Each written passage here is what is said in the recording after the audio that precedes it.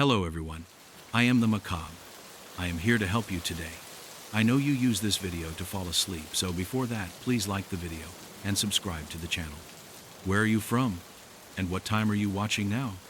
Sit back and relax. The Eyes of the Dead. Chapter 1. The First Eye. The rain was relentless. It pelted the streets in thick sheets, turning the city into a blur of shadows and cold reflections. The distant glow of street lamps flickered, their light swallowed by the downpour. It was past midnight when Inspector Ramiro Ortega arrived at the scene. A shiver crept down his spine as the faint sound of sirens echoed through the darkened alleyways. It felt as though the entire city was holding its breath, waiting for something sinister to unfold. The crime scene was in an abandoned building on the outskirts of the city. It had once been a thriving warehouse, but now its empty windows and cracked walls were home to nothing but rats and decay. The officers had cordoned off the area, their faces grim as they ushered Ortega toward the body. The smell of damp concrete mingled with something far worse, something metallic.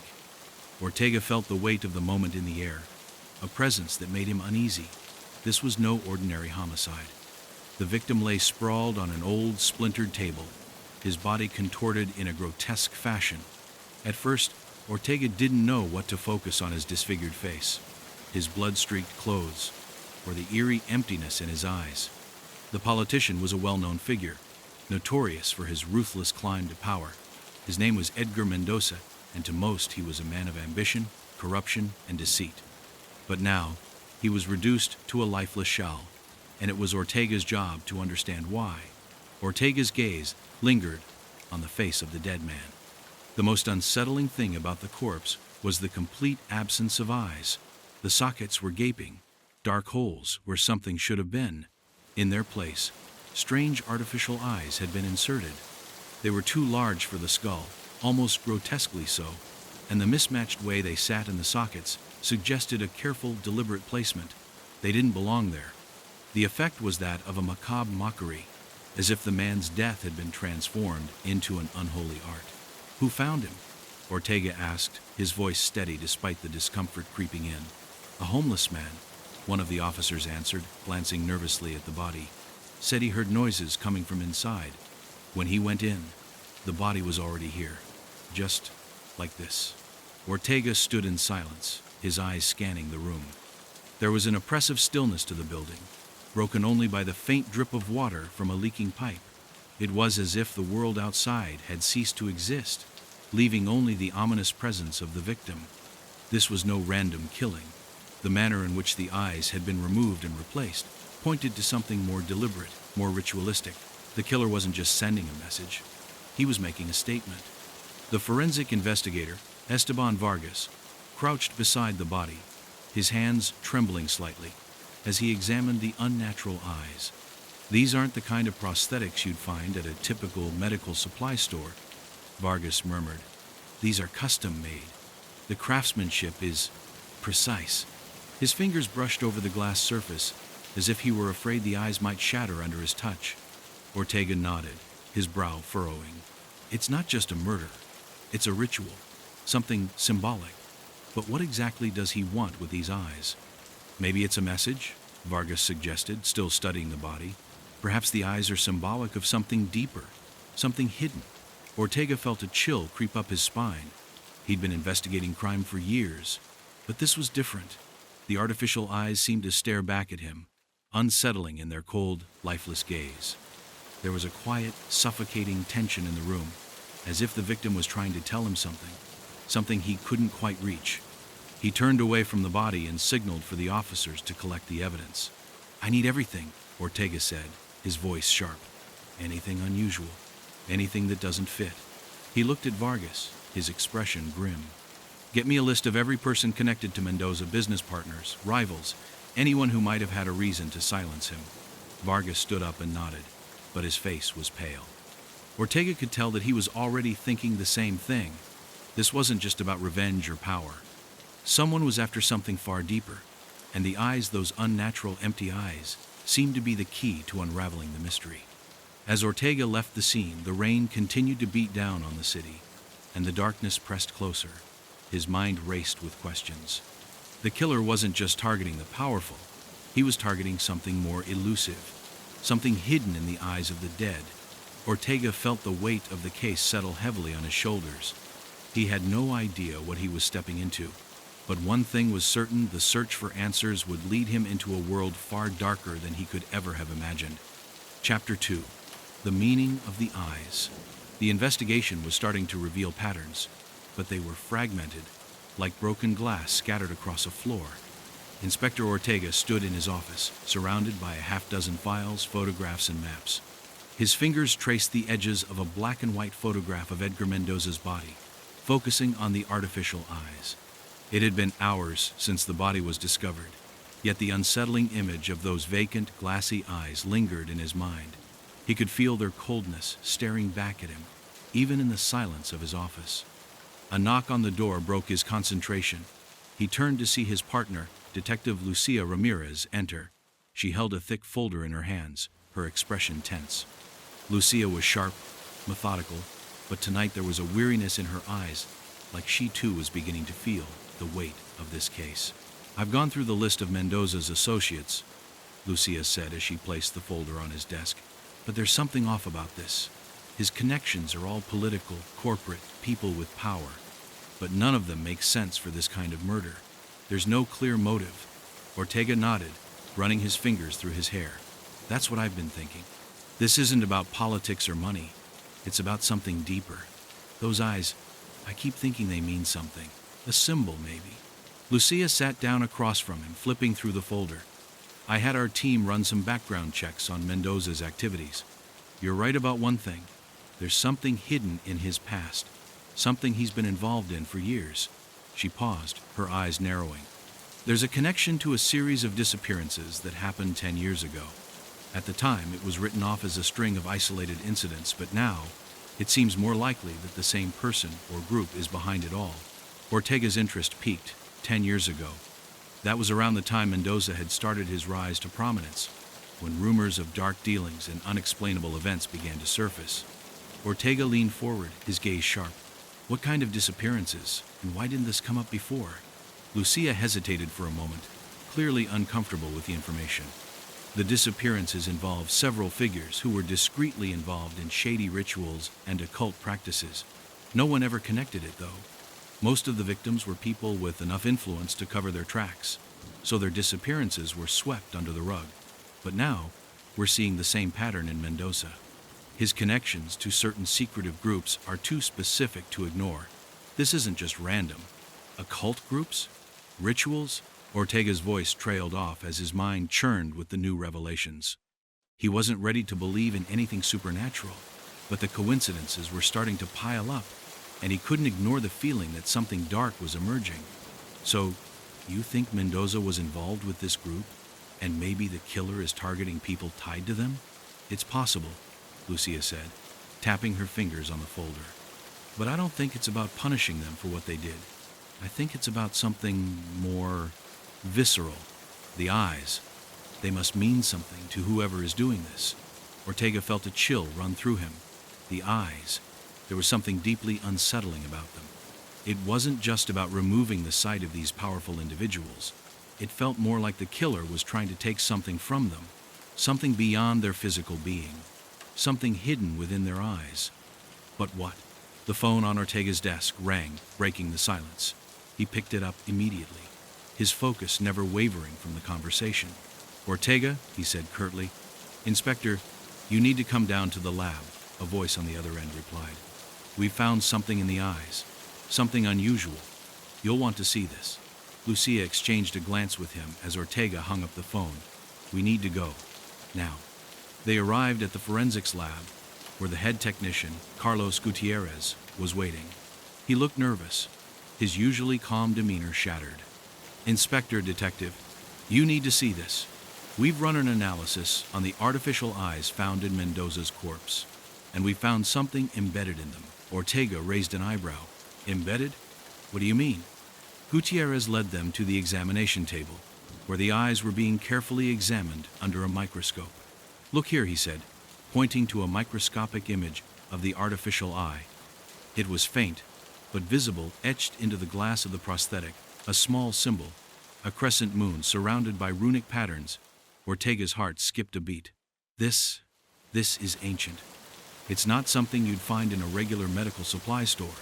This symbol, it's linked to occult practices. But how did the killer get their hands on something like this?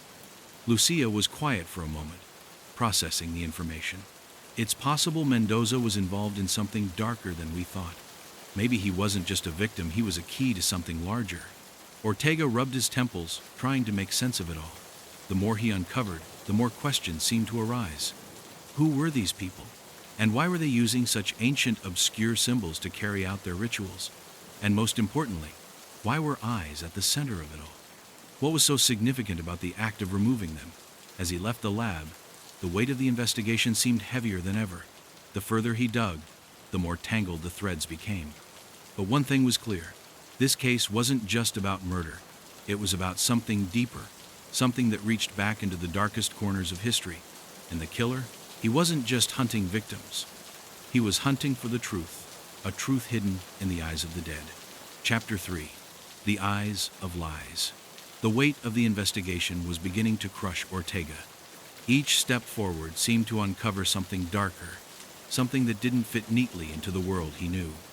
As the days passed, the discovery of the strange symbol embedded in Mendoza's eyes led them into a tangled web of lies, corruption, and hidden truths. The deeper they dug, the more it became clear. The victims weren't just random. They were all connected by secrets, dark, shameful secrets. And the killer wasn't just taking lives. He was seeking something much more insidious. Ortega sat in the dimly lit briefing room, surrounded by files on the victims. Mendoza had been just the first, but now there were three more: a business tycoon, a renowned lawyer, and a famous television personality. All had been found in similar circumstances, eyes removed, replaced with artificial ones, their faces frozen in terror. Each victim had held a position of power, but none of them had been saints. They were all players in a city of secrets, where influence was bought and sold like currency. Detective Lucia Ramirez entered the room, holding a thick folder in her hands. "I've gone through the financial records of each of the victims," she said, sitting down across from Ortega, "and they're all connected. Not just by their involvement in corrupt dealings, but by their ties to a secretive group, a group that doesn't leave a trace." Ortega raised an eyebrow. "What kind of group? A cult?" Lucia nodded. "Maybe not a traditional cult, but something close. They all have ties to a shadowy organization that was active in the city about 15 years ago. It was involved in high-level fraud, blackmail, and illegal activities. But here's the kicker. The group disappeared without a trace. No arrests, no survivors. They just vanished." Ortega leaned forward, intrigued. What was their connection to the eyes? Lucia hesitated, as if uncertain about what she was about to say. "There's a legend, or rather, a rumor. Some of the old members believed that the eyes were the key to something greater, something beyond our world. They thought the eyes were the window to the soul, but not just the soul of the person, the soul of the world itself. And that by extracting the eyes, they could reveal hidden truths, truths that no one was supposed to know." Ortega's stomach twisted at the thought. "So you're saying these people believed that by taking someone's eyes, they could access some kind of forbidden knowledge? And now, the killer is using that same idea?" Lucia nodded again. "That's what we're dealing with. The killer isn't just targeting people who have done wrong. He's trying to see something. He's obsessed with the idea of uncovering hidden truths, truths that might change everything." The phone rang, breaking the silence. Ortega answered it quickly, his voice low.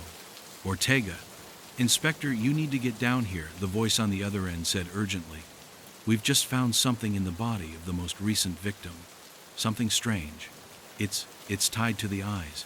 You need to see it for yourself." Lucia exchanged a glance with Ortega. "Another victim?" "Yes," Ortega replied, standing up. "And it sounds like we're getting closer to the truth. Let's go." The two detectives arrived at the morgue within minutes. The body on the table was that of a well-known lawyer named Ricardo Almeida, a man whose career had been built on bending the law to his will. Almeida's eyes were gone, replaced with the same artificial ones. But there was something different this time. Ortega's stomach churned as he noticed a piece of paper tucked inside the victim's mouth. "Do we know what it is?" Lucia asked, eyeing the paper warily. Ortega carefully retrieved the note and unfolded it. His eyes scanned the message, his heart sinking with each word. "It's a warning," he said quietly, his voice thick with dread. The note read, "You cannot hide the truth forever. The eyes will reveal all. The sins of the soul cannot be erased." Lucia's breath caught in her throat. It's like the killer is leaving his own cryptic message. But what does it mean? Ortega shook his head, his mind racing. The message was clear, but it didn't make sense. If the killer was seeking truth, why go after these specific people? What was it that they all had in common? They were corrupt, yes, but there were plenty of other corrupt individuals in the city. Why these four? And why the eyes? "We need to dig deeper into Almeida's past," Ortega said, a plan forming in his mind. "There has to be something more here, something that ties these victims together. We're not just looking at a series of murders, we're looking at something much larger." The investigation had shifted. What had once seemed like a series of isolated killings now felt like a puzzle with pieces that didn't fit. The victims weren't just being punished, they were being dissected, and the eyes were the key. But to what? Ortega felt the weight of the question pressing on him, the walls of his mind closing in with every unanswered thought. Later that night, as Ortega reviewed the files once again, he was struck by something that had previously gone unnoticed. A connection to a case from years ago, one that had been written off as a series of random accidents. A string of disappearances, just like the ones Lucia had uncovered, all linked by one terrifying detail.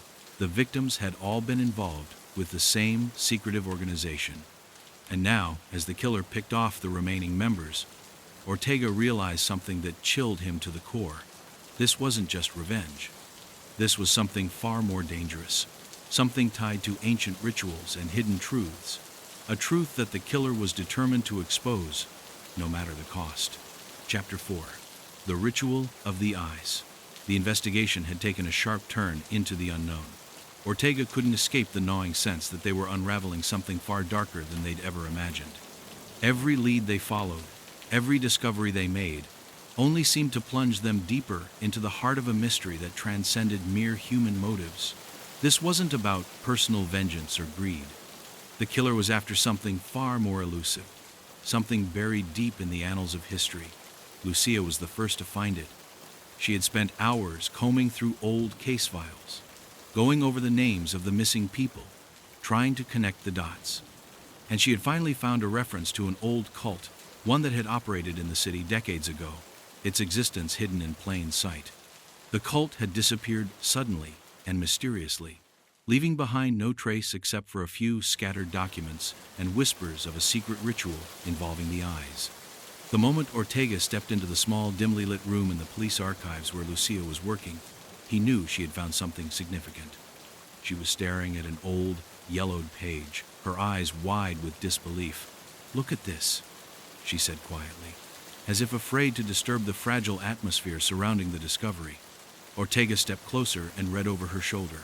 The page was a fragment of a journal written by a man named Julio Estevez, a former member of the group. His words were frantic, almost as if he had been writing in a desperate state of mind.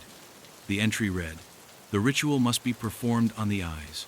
Only through the eyes can we see the truth that lies hidden in the hearts of men.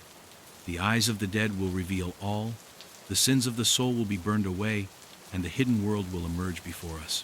Ortega's throat tightened. This was it. This was the clue that tied everything together. The obsession with the eyes was not just symbolic, it was spiritual. The cult believed that the eyes were the gateway to the soul, that by taking the eyes of the dead, they could unlock a hidden truth, a truth that was never meant to be seen by mortal eyes. "What exactly is this group?" Ortega asked, his voice tight with growing unease. Lucia flipped through the folder, pulling out another document. They were known as the Hermandad de los Ojos, the Brotherhood of the Eyes, a group of wealthy elites, scholars, and occultists who believed that the human eye held the key to understanding the universe. They believed that by performing the ritual of the eyes, removing the eyes of the dead, and placing them in the living, they could gain forbidden knowledge. It was said to be an ancient practice, passed down through generations. Ortega's mind raced. He'd heard of secret societies before, groups that operated in the shadows, hidden from the public eye. But this was something different. This wasn't just about power or control. It was about accessing something. Something that had been lost. Something forbidden. Where did they go? Ortega asked, his voice almost a whisper. What happened to them? Lucia shook her head. They vanished overnight. No one knows for sure, but there are rumors of a falling out within the group. Some say that their practices became too extreme, that they went too far. Others claim they were hunted down by those who feared what they were doing. But the most disturbing part is that there's a belief among some that the Hermandad didn't just disappear, they were destroyed by their own ritual. Ortega stared at the document in silence, his thoughts churning. Destroyed by their own ritual. Could it be that they had tried to uncover something so dangerous, so powerful, that it had consumed them? And now, somehow, the killer was trying to finish what the cult had started, seeking the same forbidden knowledge, the same dark truths. We need to find out more about this ritual, Ortega said finally, his voice steady but heavy with the weight of what they were uncovering. We need to understand exactly what it is that the killer believes he's doing. If we're right, if this is about more than just vengeance, then we're dealing with something far more dangerous than we've imagined. Lucia nodded, her eyes narrowing. I've already reached out to experts on the occult, but I'm afraid there isn't much left on the Brotherhood. Their records are either lost or buried. We may have to track down the few remaining members who are still alive, but even then, I'm not sure they'll be willing to help. Ortega felt the walls of the investigation closing in. They had already followed the thread into a labyrinth of lies, rituals, and dark histories. And now, they were faced with the possibility that the killer was just the tip of the iceberg.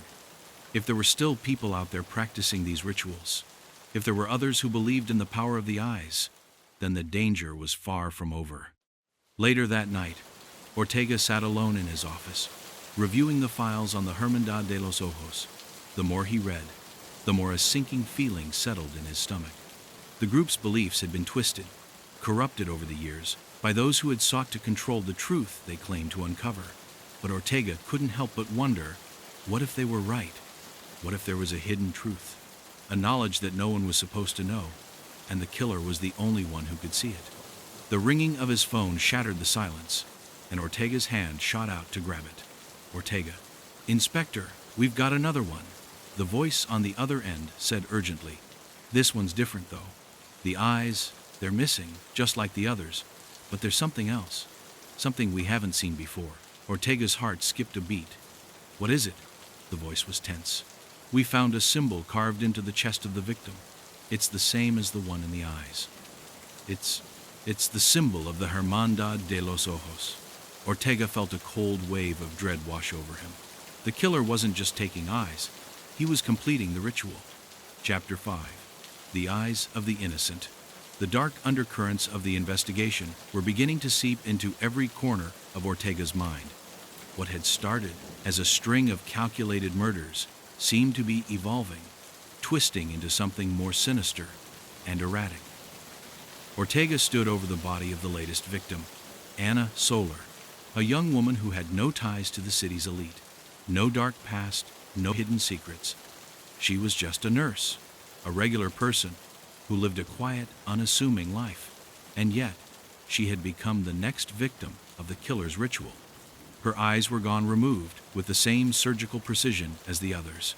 The sight was disturbingly familiar, yet the feeling it evoked in Ortega was something he hadn't felt with the other victims.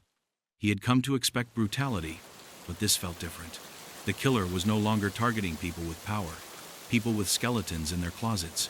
Ana Soler was innocent. She was as far removed from the city's corruption as one could be. Lucia stood beside Ortega, her face pale as she examined the scene. This doesn't make sense, she murmured, shaking her head. She wasn't a politician, a businessman, or even a celebrity. She had no known enemies, no secrets. What could he possibly want from her eyes? Ortega's jaw clenched. I don't know, but it's clear now this isn't just about exposing corruption or hidden truths. This killer is on some kind of crusade, and no one is safe. He's not just taking the eyes of the guilty. He's taking the eyes of anyone he deems imperfect. Lucia looked up at him, her expression a mixture of confusion and fear. What does that even mean? Imperfect? Are we talking about people who have committed crimes? Or is he deciding who's worthy of living based on some twisted sense of morality? Ortega's mind raced.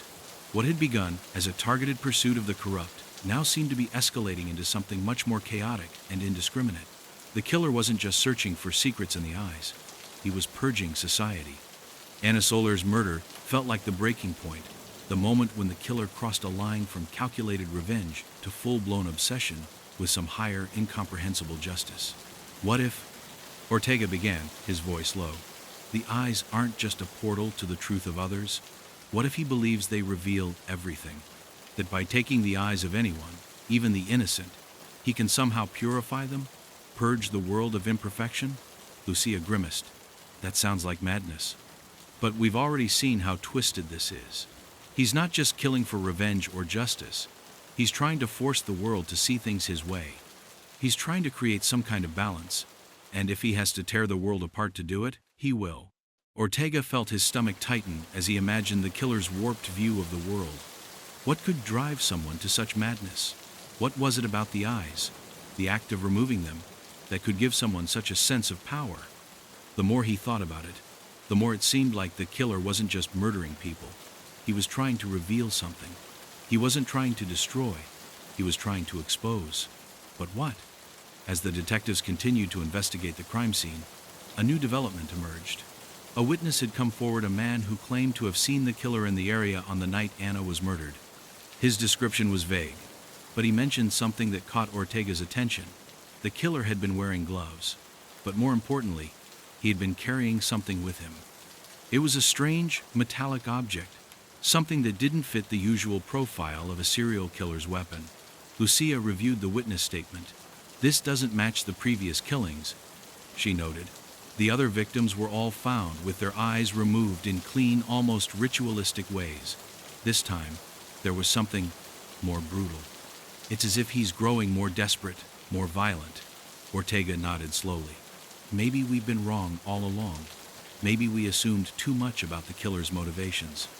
What if he's not just obsessed with truth? What if, as he kills, he's trying to complete something? Like the ritual itself is unfinished, and each victim is part of a puzzle he's trying to solve. The thought unsettled him. The killer wasn't just trying to expose secrets. He was trying to finish something that had begun long before any of the victims were ever born.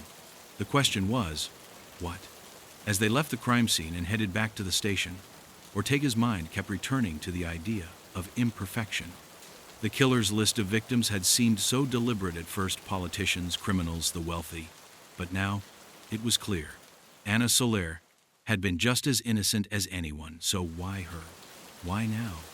Ortega couldn't escape the growing sense that they were dealing with someone who wasn't just choosing victims based on their actions.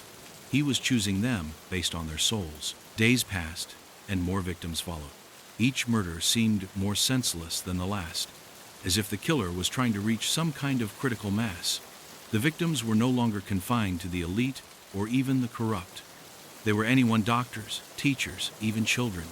And with each new murder, the sense of dread grew stronger. Finally, in a late-night meeting with Lucia and their team, Ortega laid out his growing fear. We've been focusing on the who and the what, who the killer is, what his motives are. But I think we need to stop looking at the victims. We need to start looking at the killer himself. Lucia frowned, leaning forward. You think he's trying to become something? That he believes removing the eyes of others is some kind of ritual to ascend to a higher state? Ortega's voice was thick with the weight of his realization. I think he believes he's becoming a purifier, someone who can wipe away the flaws in humanity. He's killing those he deems imperfect, but he doesn't see it as murder. He sees it as a necessary sacrifice.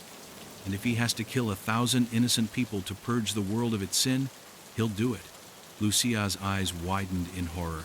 But why? Why the eyes? What do they reveal that makes him think this is the answer? Ortega stood up, his gaze distant as he stared out the window into the dark, rain-soaked streets. Maybe he's convinced that the eyes are the only way to truly cleanse the soul. Maybe by taking them, he's helping people see their own darkness before they die.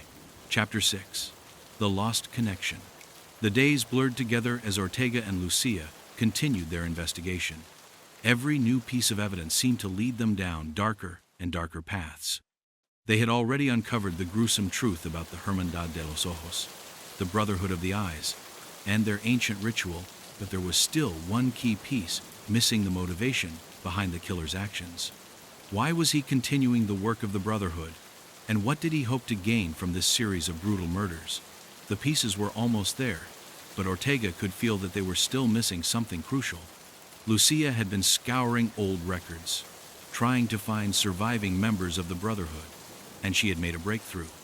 One name kept resurfacing: Esteban Marquez, a former high-ranking member of the cult who had disappeared after the group's fall. Rumors had circulated for years that he had been imprisoned in a psychiatric hospital, his mind shattered by the very ritual that had once consumed him. Ortega couldn't shake the thought that Marquez might be their last hope if they could find him. Perhaps he could unlock the final piece of the puzzle. After days of searching, they finally located him. The psychiatric facility was located on the outskirts of the city, a crumbling, decrepit building that had once been a state-of-the-art hospital for the criminally insane. Now, it looked more like a mausoleum, its walls covered in peeling paint, and its halls echoing with the silence of forgotten minds. Ortega and Lucia arrived late in the afternoon, the sky overcast and threatening rain. The air was thick with the scent of mildew, and the atmosphere inside felt oppressive, as if the building itself were holding its breath. As they were escorted to the ward where Esteban Marquez had been confined, Ortega's thoughts raced. What could a man like Marquez have known that would help them understand the killer's motivations? Was he the key to understanding the killer's obsession with the eyes? Or was he just another victim of the same madness that had gripped the Brotherhood years ago?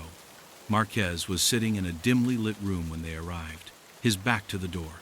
He was a man in his early 60s, his hair thin and graying, his face gaunt and pale. His eyes, however, were sharp and unnervingly focused. When he turned to face them, Ortega felt an almost tangible shift in the room, something ancient, something heavy. It was as if the man before them was not entirely present, as if he existed on the edge of reality and some other realm entirely. "Esteban Marquez?" Ortega asked, his voice steady but laced with caution. "We need to talk to you about the Hermandad de los Ojos. You were a member, weren't you?" Marquez's lips twitched into a faint smile, though his eyes remained cold. "You're not the first to come asking," he said, his voice raspy, as if unused to speech. "But you are the first to ask with such desperation." Lucia stepped forward, her gaze fixed on the man. "We know about the ritual, the eyes, the so-called truth that the Brotherhood believed in. We know what you did, what the group did. We need to know everything. Who is continuing the work of the Hermandad? Who is the killer?" Marquez's smile deepened, but his eyes darkened, and he let out a hollow laugh. "The killer," he said softly, "is the last one to see the truth." He leaned forward, his voice lowering to a near whisper. "You think you understand, but you don't. The eyes are the key, yes, but they are also the curse.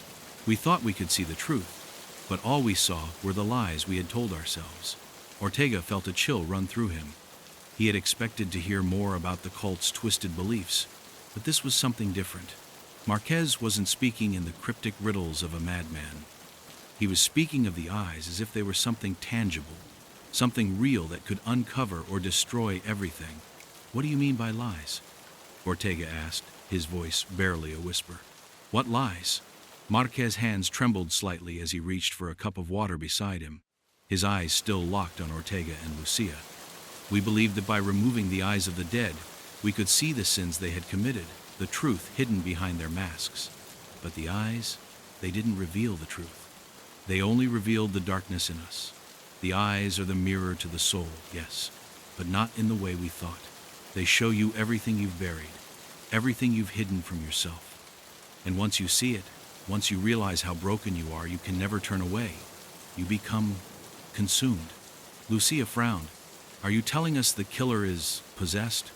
That he's been driven mad by this belief?" Marquez nodded slowly.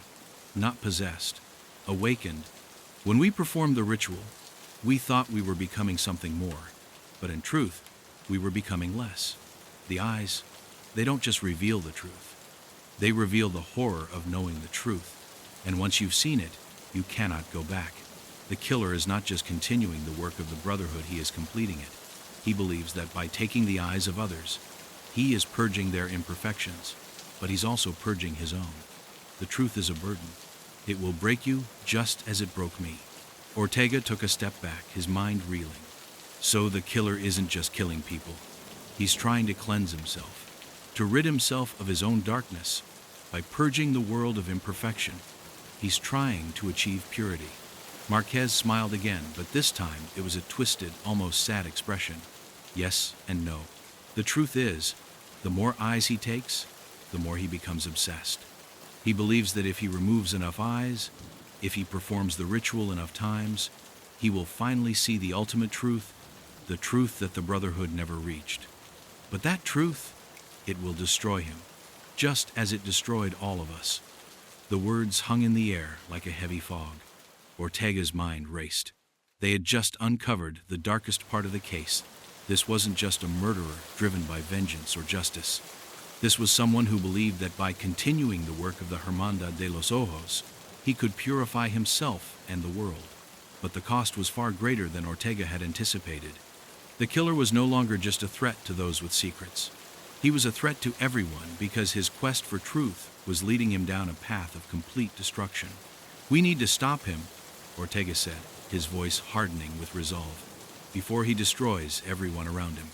Lucia nodded in agreement, but the weight of Marquez's words hung over them like a shadow. They had reached the heart of the nightmare, but now they had to face the reality of stopping it. Chapter 7. The Final Connection. The days after their meeting with Esteban Marquez felt suffocating. Ortega couldn't shake the haunting images of the old man's cracked, almost broken smile as he spoke of the killer's motivations. Every step of their investigation had seemed to uncover deeper and darker layers of madness. But now, the revelation that the killer was not just cleansing the world, but attempting to achieve some twisted form of spiritual purity, left Ortega feeling as though he were drowning in a pool of invisible dread. Lucia was just as unsettled, though she hid it behind her usual sharp determination. "We've been playing by his rules for too long," she said one evening as they went over the case files. "The killer has stopped caring about guilt or innocence. He's trying to purge the world, cleanse it. But of what? Is he trying to erase all sin, or is he just trying to eliminate anyone he deems imperfect?" Ortega's thoughts were running in the same direction. It wasn't just the high-profile figures who had something to hide anymore. The killer was selecting ordinary people, mothers, children, teachers, doctors. The last victim, a schoolteacher named Maria Elena Ruiz, had been a complete stranger to the first set of murders. There was no connection to power, no hidden agendas, just a woman who had lived a quiet life teaching literature to middle school students. And yet, her eyes were taken from her just as brutally as the others. "What if we're missing something?" Ortega asked. "What if the killer has gone beyond the concept of imperfection? What if his actions are now entirely driven by something else, something deeper than his twisted version of cleansing?" Lucia stared at the crime scene photos from Maria Elena's murder. "You think there's more? We've already connected the eyes to the Brotherhood's rituals, and we know the killer's motives are linked to that. We know the eyes are the key. What else could there be?" Ortega rubbed his temples, trying to focus. "There's something about the timing of the murders. It's not random. Each one seems to follow a pattern, but it's not just about the victims anymore. The killer is targeting people for reasons we can't quite understand. And with every victim, it seems like he's getting closer to completing whatever it is he's after." The air in the precinct felt thicker with every passing day. The pressure was mounting. Reports of new murders were coming in faster than they could keep up, and the detective team was starting to fray at the edges. Ortega had even caught a glimpse of Lucy A's unspoken anxiety. She was becoming obsessed with the case, unable to focus on anything else. But they were both trapped in a labyrinth of horror, with no way to see the exit.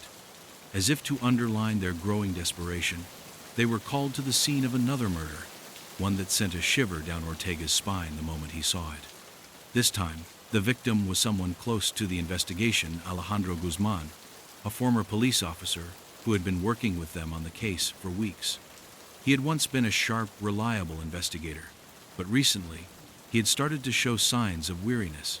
His face, once full of confidence, had grown pale and haggard, his eyes empty. But now, Guzman was lying on the floor of his apartment.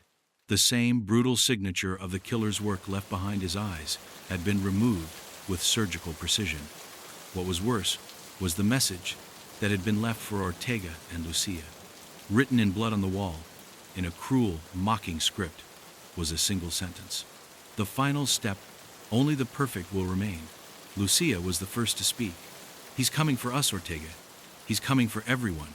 We're not just investigating this anymore, we're part of his twisted game. We're the ones who are going to be judged. Ortega didn't respond at first, his mind churning with dread. He had feared that the killer would eventually turn his sights on them, but now it was clear the killer was playing with them. He had been waiting for them to uncover the truth, waiting for them to get close. And now, with Alejandro's murder, he was sending them a message. We need to get ahead of this, Ortega said, his voice tight with determination. We have to figure out the final connection, the one thing that makes the victims perfect targets. What does it mean to be perfect in his eyes? They spent hours combing through the case files, trying to find any connection between the victims that they had missed, some common thread that could explain why they were being chosen. The first victims had all been people of influence, politicians, businessmen, criminals, but then the killer had switched to ordinary people. Why?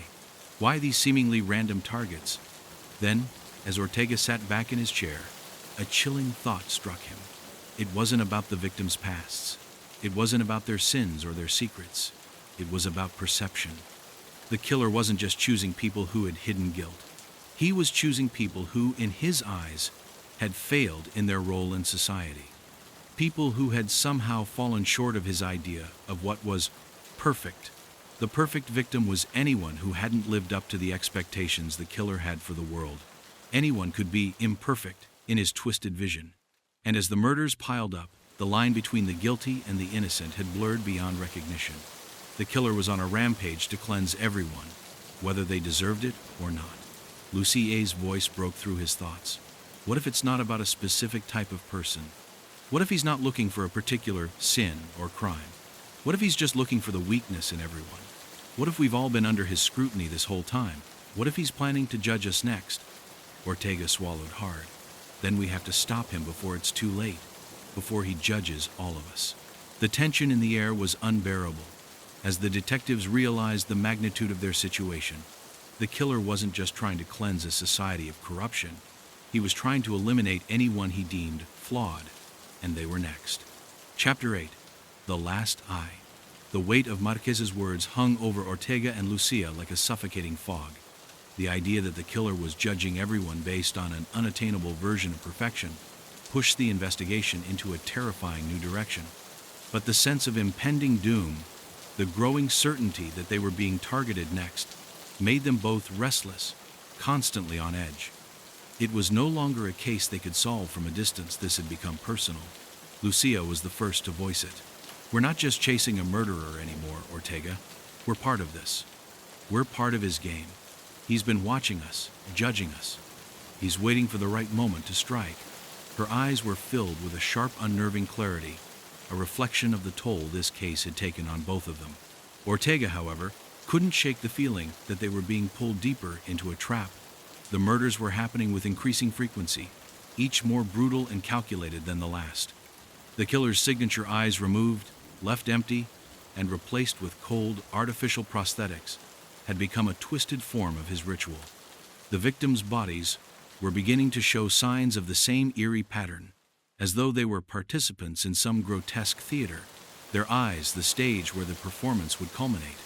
We need to think like him, Ortega muttered as they reviewed the case files once more. If he's targeting those he considers imperfect, then maybe we need to find out what he thinks we represent. What does he see in us? Why hasn't he killed us yet? Lucia's fingers tapped nervously on the desk. Maybe he's waiting for us to make the first move, to prove that we aren't perfect. Or maybe he wants to watch us break, to see if we crack under pressure. The thought was terrifying, but Ortega wasn't ready to give in. He couldn't afford to let fear cloud his judgment, not now. They had already lost so much, so many lives. And yet, Every new victim was a reminder that they hadn't yet uncovered the full extent of the killer's plan. Then, a breakthrough. A new victim was discovered, a high-profile victim, someone who, at first glance, didn't seem to fit the killer's pattern. Victor Castillo, a celebrated writer and former cult member, had been found dead in his luxurious apartment. His eyes had been removed, replaced by cold metallic prosthetics, just like the others. But there was something different about this murder, something that couldn't be ignored. A letter had been found with the body. It was addressed directly to Ortega and Lucia. The letter was brief, but its message was undeniable. The final eye belongs to you. You will see the truth, and you will never look away. Lucia's face drained of color as she read aloud. What the hell does that mean? Her voice trembled, the words coming out in a rush. Is this a threat? Or some kind of final warning? Ortega stared at the letter for a long time, his mind racing. This wasn't just another murder. It was a message. The killer had specifically addressed them. And if the letter was to be taken literally, it meant that they were the ones who would be the final victims. We're running out of time, Ortega said. The killer knows we're closing in on him. He's trying to push us to the edge, to force us to make a mistake. But we can't let him. They decided to visit Castillo's apartment immediately. There, they found more disturbing evidence, fragments of an old book, its pages torn and stained with blood, scattered across the floor. Ortega recognized it immediately. It was a rare occult manuscript, one that detailed the ancient rituals of the Hermandad de los Ojos. But there was something even more disturbing about the fragments. They weren't just about the ritual. They were annotated with notes in a hand Ortega recognized, the handwriting of someone close to the case. It was then that the horrible realization hit them. Castillo hadn't just been a victim, he had been a participant, a key player in the killer's twisted plan. The notes in the book weren't just random, they were instructions that the killer had left for them to find. The killer wasn't working alone. He had been manipulating people from the very beginning. God, he's been setting us up this whole time, Lucia whispered, her voice thick with disbelief. We've been chasing shadows, playing right into his hands. Ortega clenched his fists, anger bubbling to the surface. Number, we're not going to let him win. We'll track him down, no matter what it takes. But as they continued to analyze the book and the other clues left behind, the deeper the mystery grew. The occult references were just the beginning. The killer's true goal, his true vision, was something that defied logic. Ortega began to see a pattern in the rituals, a map of sorts, one that had been laid out for them from the very beginning. The killer had been orchestrating this entire series of murders to lead them here to this moment, the final step, the final eye. Ortega could feel the tension building, his heart pounding in his chest. The killer was no longer just a murderer. He was a mastermind, someone who had orchestrated a deadly game, a game that had led them to this very point. And it was clear that the end was near. The question was, would they survive it? Lucia's voice cut through his thoughts. Ortega, look at this. She pointed to a particular line in one of the book's pages. It says, "The last eye must be given freely. Only then will the truth be revealed." Ortega's blood ran cold. Given freely? What does that mean? Does he want us to choose someone? Someone to sacrifice? Lucia's eyes were wide with horror. Ortega, I think we're the ones who are supposed to be the sacrifice. The final eye, the last step. It all leads back to us. The pieces were falling into place now, and Ortega realized with sickening clarity that the killer was not just targeting random victims anymore. He was setting them up for a final confrontation, a test of wills, a test of who was worthy of survival and who would be left in the dark forever. As the realization hit them, Ortega felt a cold, creeping dread spread through his chest. The killer had made them the center of his twisted game, and now there was no way out but forward. Chapter 9. The Eye of Truth. The final pieces of the puzzle were coming together, but they were shrouded in darkness. Ortega could feel the weight of the knowledge settling heavily in his chest as he stared down at the remnants of the occult book, its torn pages crumpled under his fingers. The deeper they dug, the clearer it became.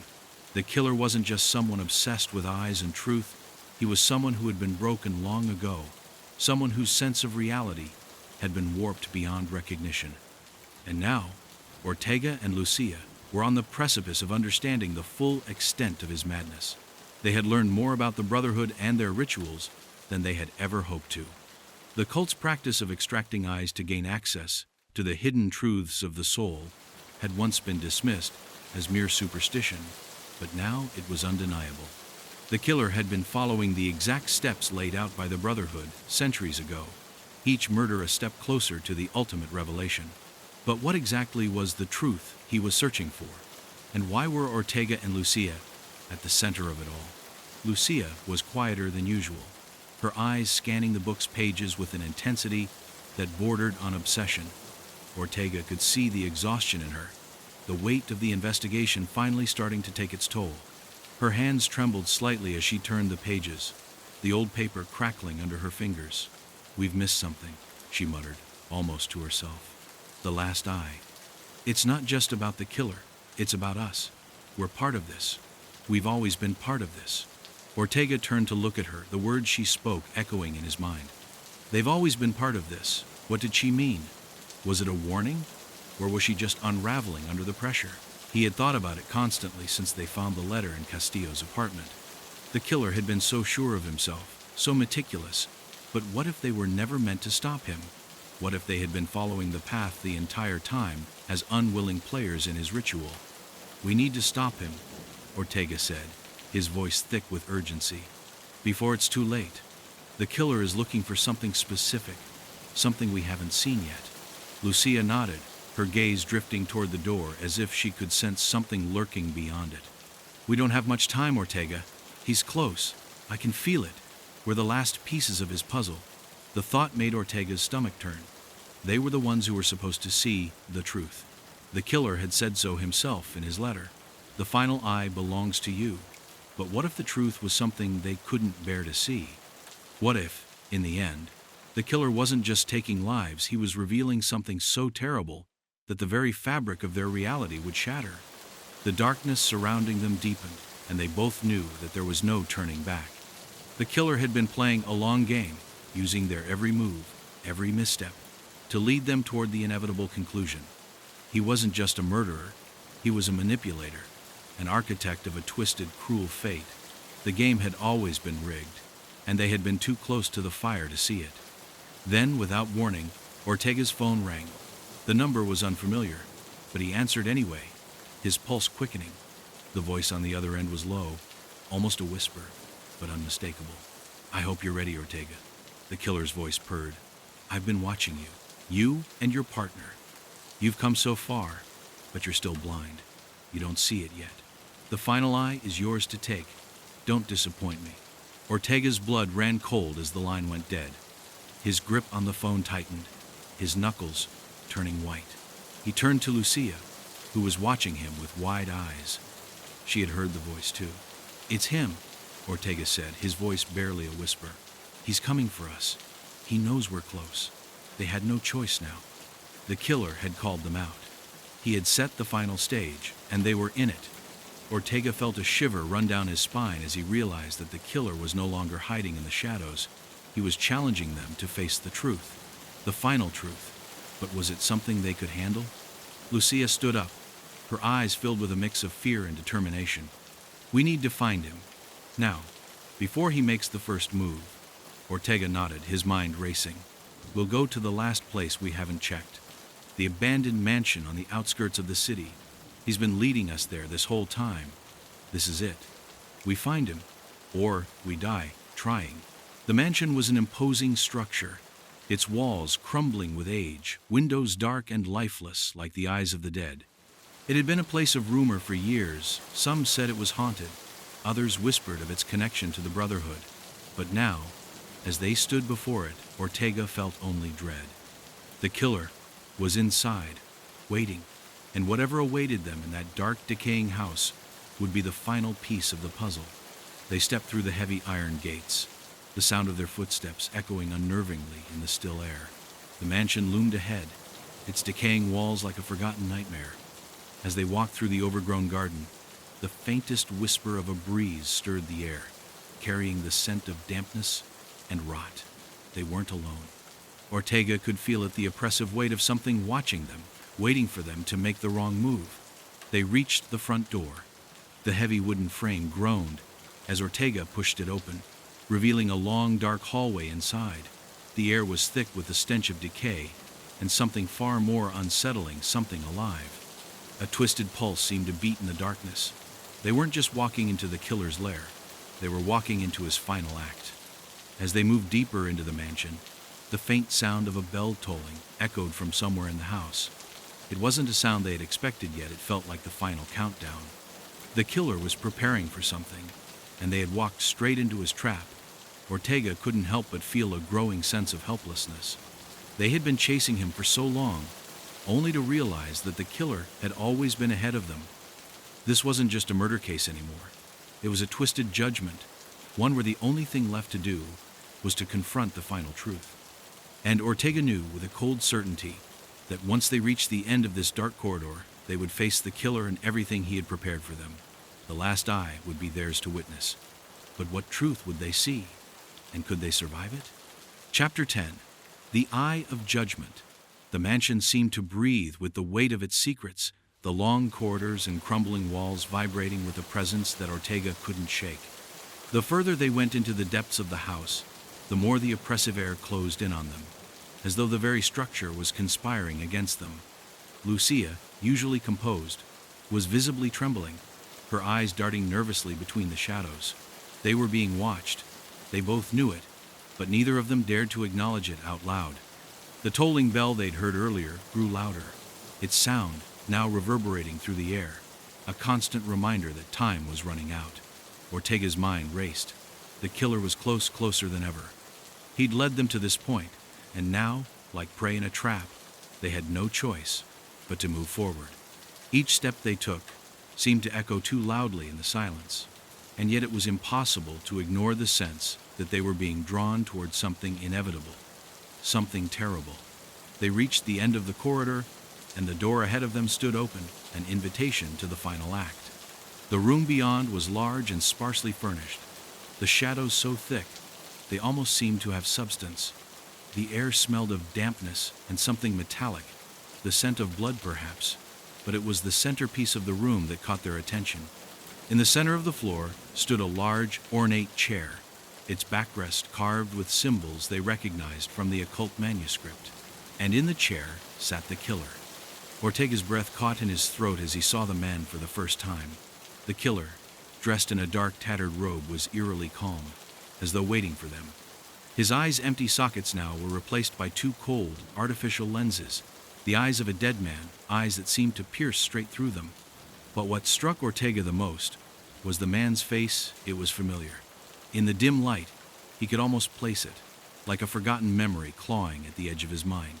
"You've finally come," the killer said, his voice soft, almost a whisper, yet it echoed throughout the room. "I've been waiting for you, Detective Ortega. For you both." Lucia's hand instinctively reached for her gun, but Ortega stopped her with a look.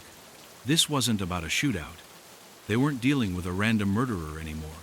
This was something far more sinister. "Who are you?" Ortega demanded, his voice hoarse with the weight of the moment. "Why us?"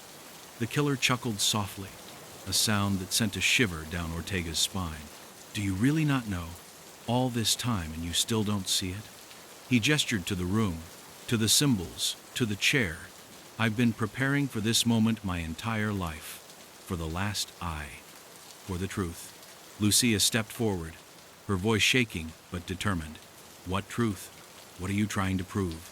The killer's lips twisted into a sadistic smile. "The truth is simple. All of you are just like me, broken, twisted, hiding behind lies. You think you can stop me, but the truth is, you can't. You were always going to find me, and when you did, you would become part of the ritual. You would see the truth with your own eyes, whether you were ready or not." Ortega's heart pounded in his chest as the killer's words sank in. He wasn't just trying to expose the truth to them, he was forcing them to confront it, to see what he had seen, to face the darkness in their own souls. The killer's voice dropped to a low murmur, his eyes vacant yet filled with a terrifying intensity.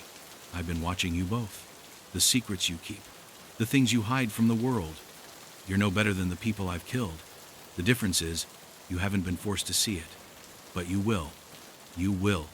Lucia's hand tightened around her gun, but Ortega placed a steadying hand on her shoulder. You're not going to manipulate us. We won't let you. The killer tilted his head as if considering this. Manipulate? No, detective. I'm not manipulating you. I'm showing you the truth. You've always been a part of it. Don't you understand? I didn't choose you by accident. You needed to see this. You needed to open your eyes. A sudden, deafening silence fell over the room. Ortega's mind raced. The killer had been preparing them for this moment all along. The ritual, the murders, the occult symbols, the eyes, it had all been leading up to this. They were not just investigators in a murder case. They were the final players in a twisted game of judgment. You're wrong? Ortega said, his voice steady despite the storm of emotions surging within him. You can't make us see what you want us to see. We have our own truth. We're not your puppets. The killer's smile widened, and in that moment, Ortega realized something that made his blood run cold. The man wasn't just the killer. He was a broken reflection of something much deeper, a man who'd been consumed by his obsession with truth. And Ortega and Lucia, they weren't just meant to find him. They were meant to be judged. I've seen the truth, the killer whispered, his voice tinged with madness. And now, it's your turn. He motioned to the chair. Sit. Open your eyes. See what I've seen. Then you'll understand. The words hung in the air like a death sentence. Ortega looked at Lucia, and in that moment, he understood what the killer was asking. To sit in that chair, to face what he had faced, meant confronting everything they had hidden from themselves, their fears, their guilt, their own darkness. But they weren't going to fall into his trap. Ortega knew it now. This wasn't about seeing some divine truth. This was about breaking them. The killer wanted them to crack, to give in to the madness that had consumed him. He wanted them to see the world through the eyes of a broken man, his eyes. Without another word, Ortega took a step forward, his hand reaching for the chair, but Lucia grabbed his arm. Her grip was tight, urgent. Don't, she whispered. Don't give him what he wants. He's already won if we sit there. For the first time in a long while, Ortega's heart sank with the truth the killer had already won. They had spent all this time hunting him, but in the end, it wasn't about victory or defeat. It was about the revelation, the final eye. The killer had manipulated them into a corner where there was no escape, no salvation, just a choice to be made. You can't run from it, the killer crooned. The truth is in your blood now. You can't unsee it. Ortega turned away, a sense of finality closing in on him. They had come so far, but the horror was undeniable. The truth wasn't something they could confront and overcome. It was something they would carry with them, whether they wanted to or not. The killer's last words echoed in his mind as they left the room. You'll see it in your nightmares. The eyes of the dead will never leave you. They didn't have to sit in the chair to know that the real horror of this case would haunt them forever. The Forest of the Forgotten. Chapter 1. The Disappearances. The autumn air was crisp as Detective Laura Knight stepped out of her car, the tires crunching over the gravel path leading into the dense forest. She stared at the tall trees, their skeletal branches stretching like outstretched arms against the gray sky. The forest, known to locals as El Bosque de los Olvidados, the Forest of the Forgotten, had long been a place of superstition, avoided by all but the most curious or reckless. A place where time seemed to stand still, and where stories of things lost forever in the misty depths had been whispered for generations. Today, though, it wasn't folklore that had drawn her here, but something much darker. A body had been found in the forest, or more precisely, what was left of a body. Laura had seen her share of gruesome crime scenes over the years, but this one was unlike any other. There were no signs of struggle, no blood, no wounds. The victim appeared to be sleeping, a peaceful expression frozen on his face, as though death had simply crept up beside him and wrapped him in a dream. His name was Marcus Holden, a 32-year-old accountant from the nearby city. The strangest thing, though, was his complete lack of identification. No wallet, no phone, not even a set of keys. It was as if he had simply stepped into the forest and forgotten who he was. The forensic team had already gone over the body with a fine-tooth comb, but Laura couldn't shake the unsettling feeling gnawing at her. The victim's clothes were pristine, not a speck of dirt or tear on them, as if he had walked into the woods wearing them for the first time. His shoes, which were meant to be muddy from the forest floor, were clean, almost as though he hadn't walked far at all. Even his watch, a fine leather-banded piece that would be hard to miss, was still in place on his wrist. It was as if he had been stripped of all traces of his former life, his very existence erased. "What do we have, Sergeant?" Laura asked as she approached the lead forensic officer, Detective Eric Hayes, who was standing a few feet away from the body, looking over the notes on his tablet. He didn't meet her gaze, his face pinched with discomfort. "Same as before," Hayes muttered, running a hand over his tired eyes. "No struggle, no defensive wounds, nothing. And this is the fifth body we found like this in the last month." His voice was low, almost in disbelief.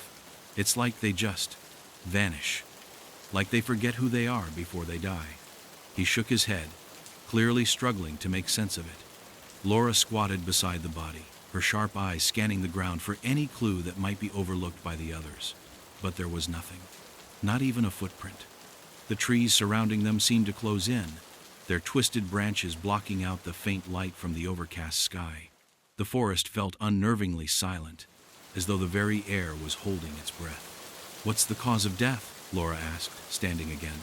The stillness in the woods was making her uneasy, and the atmosphere seemed to thicken with each passing second. "That's the thing," Hayes replied, his tone grim. "No signs of trauma, no poison, nothing we can pinpoint. The victim's heart just stopped. No explanation. It's like he just gave up, but not before losing himself. We're still waiting on the toxicology report, but honestly, it feels like we're missing something bigger here." As the team continued their work, Laura took a moment to step back and let her thoughts settle. 5 bodies, no signs of violence, no robbery, no personal motive. But the oddest part of it all, none of the victims seemed to remember anything about their pasts. The local papers had already begun to speculate about the amnesia killer, but Laura didn't believe it was so simple. There was something much darker at work here, something that couldn't be explained away by a psychological disorder or a string of random murders. Her phone buzzed in her pocket, snapping her out of her thoughts. It was a text from her partner, Detective Carlos Vega. "Check out the report on the last victim. I'm seeing some connections." She read the message again, trying to make sense of it. Connections? What could possibly tie the victims together? They were all strangers to each other. But then again, perhaps there was something buried within their stories that she hadn't yet uncovered. Turning her back to the body and the crime scene, Laura walked to her car, her mind racing. Whatever this was, it wasn't just the work of a single killer. The forest, the Bosque de los Olvidados, held more than just the bones of the missing. It held the key to something far older, something the town had tried to forget for generations. And it seemed that whatever it was waiting to be remembered. Chapter 2. The Echo of the Forest. As the days passed, the case only grew more bizarre. Detective Laura Knight found herself poring over reports, meeting with witnesses, and retracing the steps of every victim, trying to uncover any clue that might explain the strange disappearances. But nothing seemed to add up. Each victim had been completely ordinary, living their lives in different parts of the city, yet all had found themselves drawn to the forest in the days before their deaths. The forest itself, El Bosque de los Olvidados, had become an ever-present shadow in the investigation, its mysterious presence growing more ominous with each new lead. Laura sat across from Carlos Vega in the precinct, their heads bent over a map of the area surrounding the forest. Red pins marked the locations where the bodies had been discovered, clustered along the perimeter of the forest's dark heart. The pattern was unmistakable. All the victims had spent time near the forest, either walking through it or simply lingering in the outskirts in the days leading up to their disappearance. Laura's fingers traced the edges of the map, feeling a growing sense of dread. It wasn't just a coincidence. Something was drawing them there, something that had been hidden for centuries. "I think we need to start looking at the forest itself," Laura said, her voice low and tense. "It's not just a backdrop to these disappearances. It's a part of the equation. We can't ignore the way it's pulling people in." She met Carlos's gaze. "I want to know everything about it, its history, its legends, anything that could explain why these people are being drawn there." Carlos leaned back in his chair, folding his arms. We've had our fair share of strange deaths in this town, Laura. But this is something else. Maybe it's time we bring in an expert. Someone who knows more about the forest's history. We've got nothing to lose at this point. Laura agreed, though she knew it wouldn't be easy. The forest was steeped in old myths, some so deeply ingrained in local folklore that even the most skeptical citizens would hesitate to speak of them. The stories painted the woods as a place where the line between the living and the dead blurred, a place where forgotten souls roamed, restless and angry. Laura had never put much stock in such tales. But as the days wore on, she couldn't help but feel that these legends weren't just stories. They were warnings. The first expert they contacted was Dr. Isabel Navarro, an archaeologist and historian with a particular interest in ancient cultures and their rituals. Dr. Navarro had spent years studying the area around El Bosque de los Olvidados, but her research had always been academic, not investigative. When Laura and Carlos met her at the university, they found a woman in her late 40s, with sharp eyes and a no-nonsense demeanor. Her dark hair was pulled back tightly into a bun, and she spoke with a quiet authority that made Laura's unease grow. "I've heard the rumors, of course," Dr. Navarro said after they briefed her on the case. "But I've always dismissed them as superstitions, tales passed down from generation to generation, often altered to fit the fears of the time.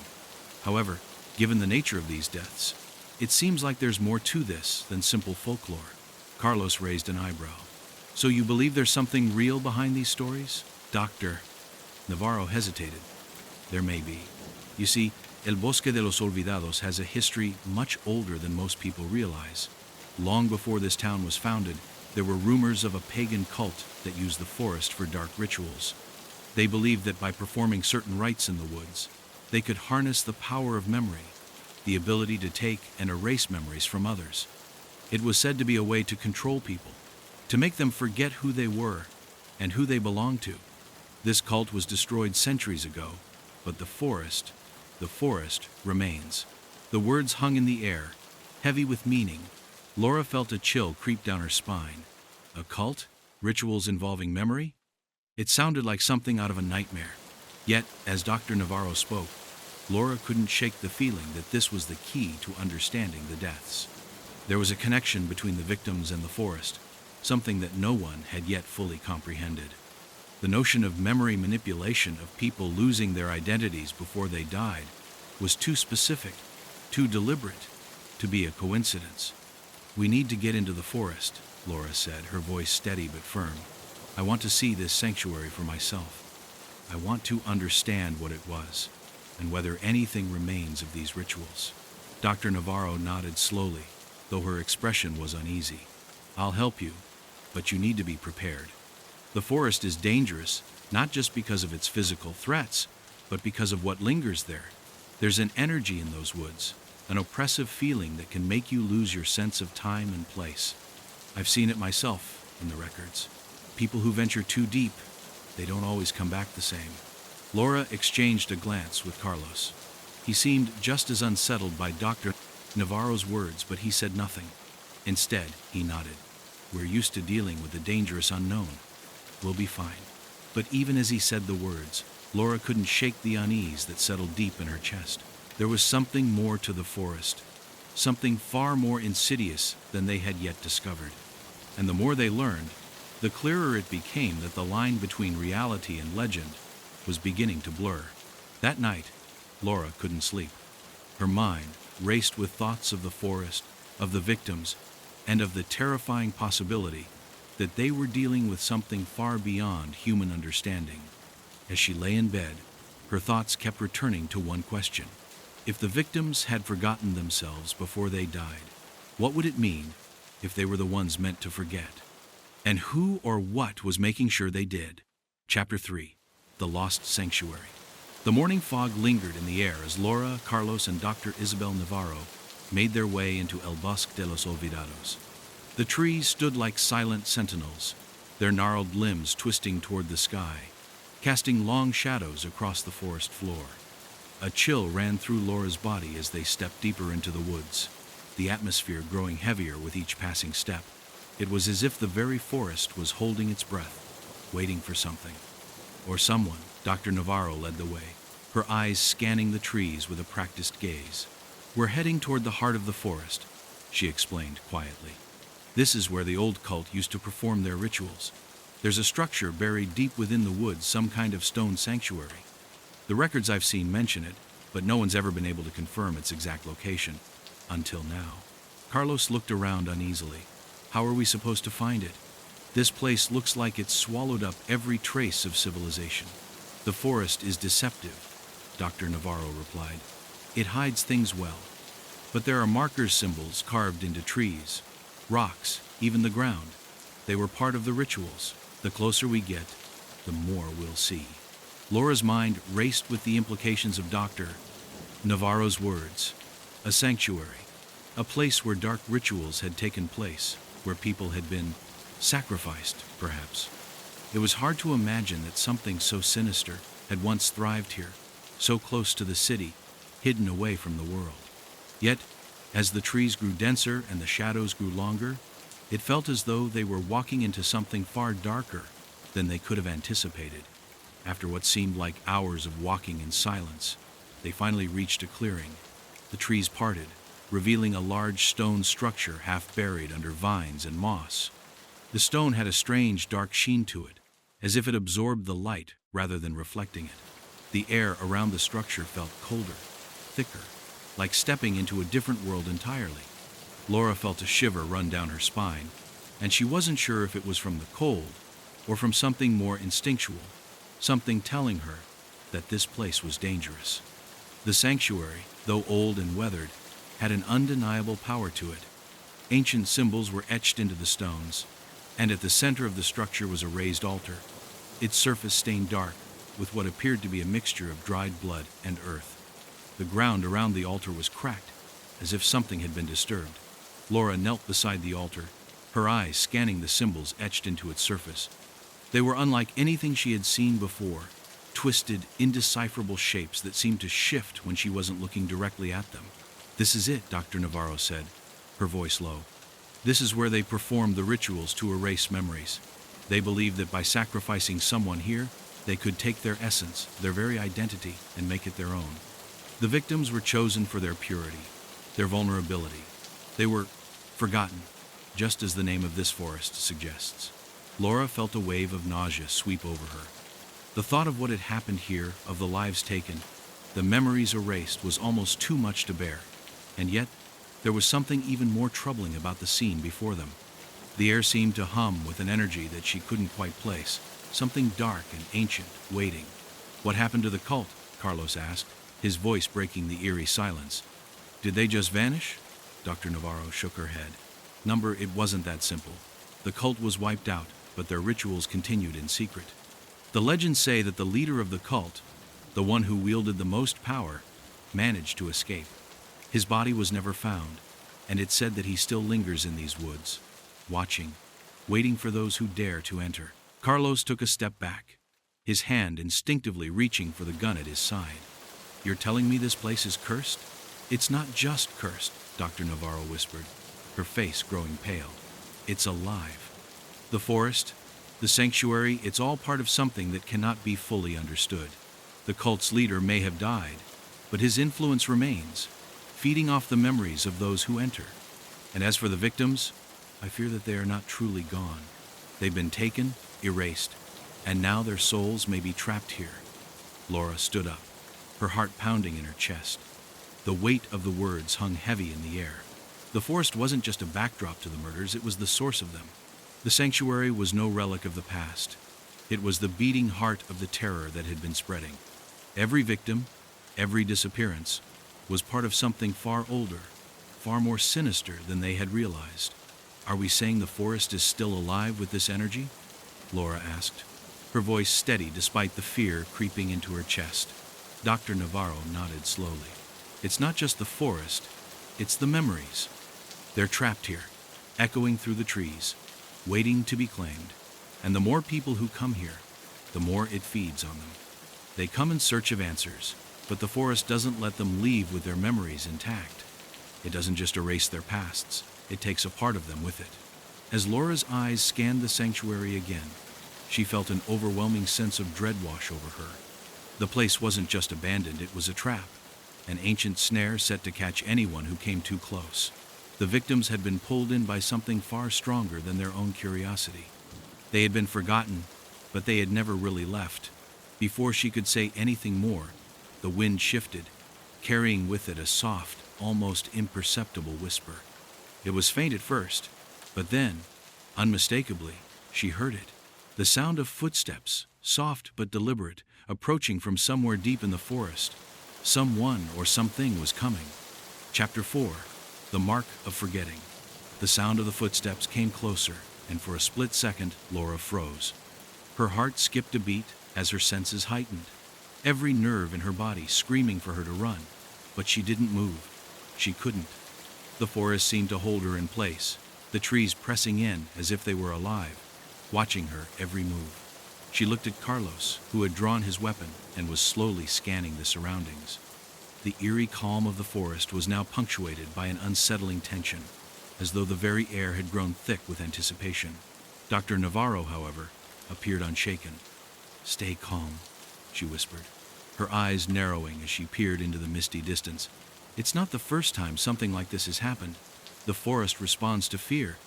If we stay focused, it can't touch us." Laura couldn't help but feel that the archaeologist's confidence was more for her own benefit than anything else. The sound of the footsteps continued, growing louder, and then suddenly, the forest fell into silence once more. It was as if whatever had been coming toward them had vanished, just like the victims, like memories fading into oblivion. "Did you hear that?" Carlos whispered, his eyes darting nervously around. "I heard it," Laura replied, her voice steady despite the unease gnawing at her. "But I don't think we're alone anymore. This place, it's messing with us." Dr. Navarro seemed to agree. She stepped forward, reaching out to touch a tree that stood just beyond the altar. Her fingers traced something carved into its bark, strange symbols, similar to the ones etched into the stones of the sanctuary.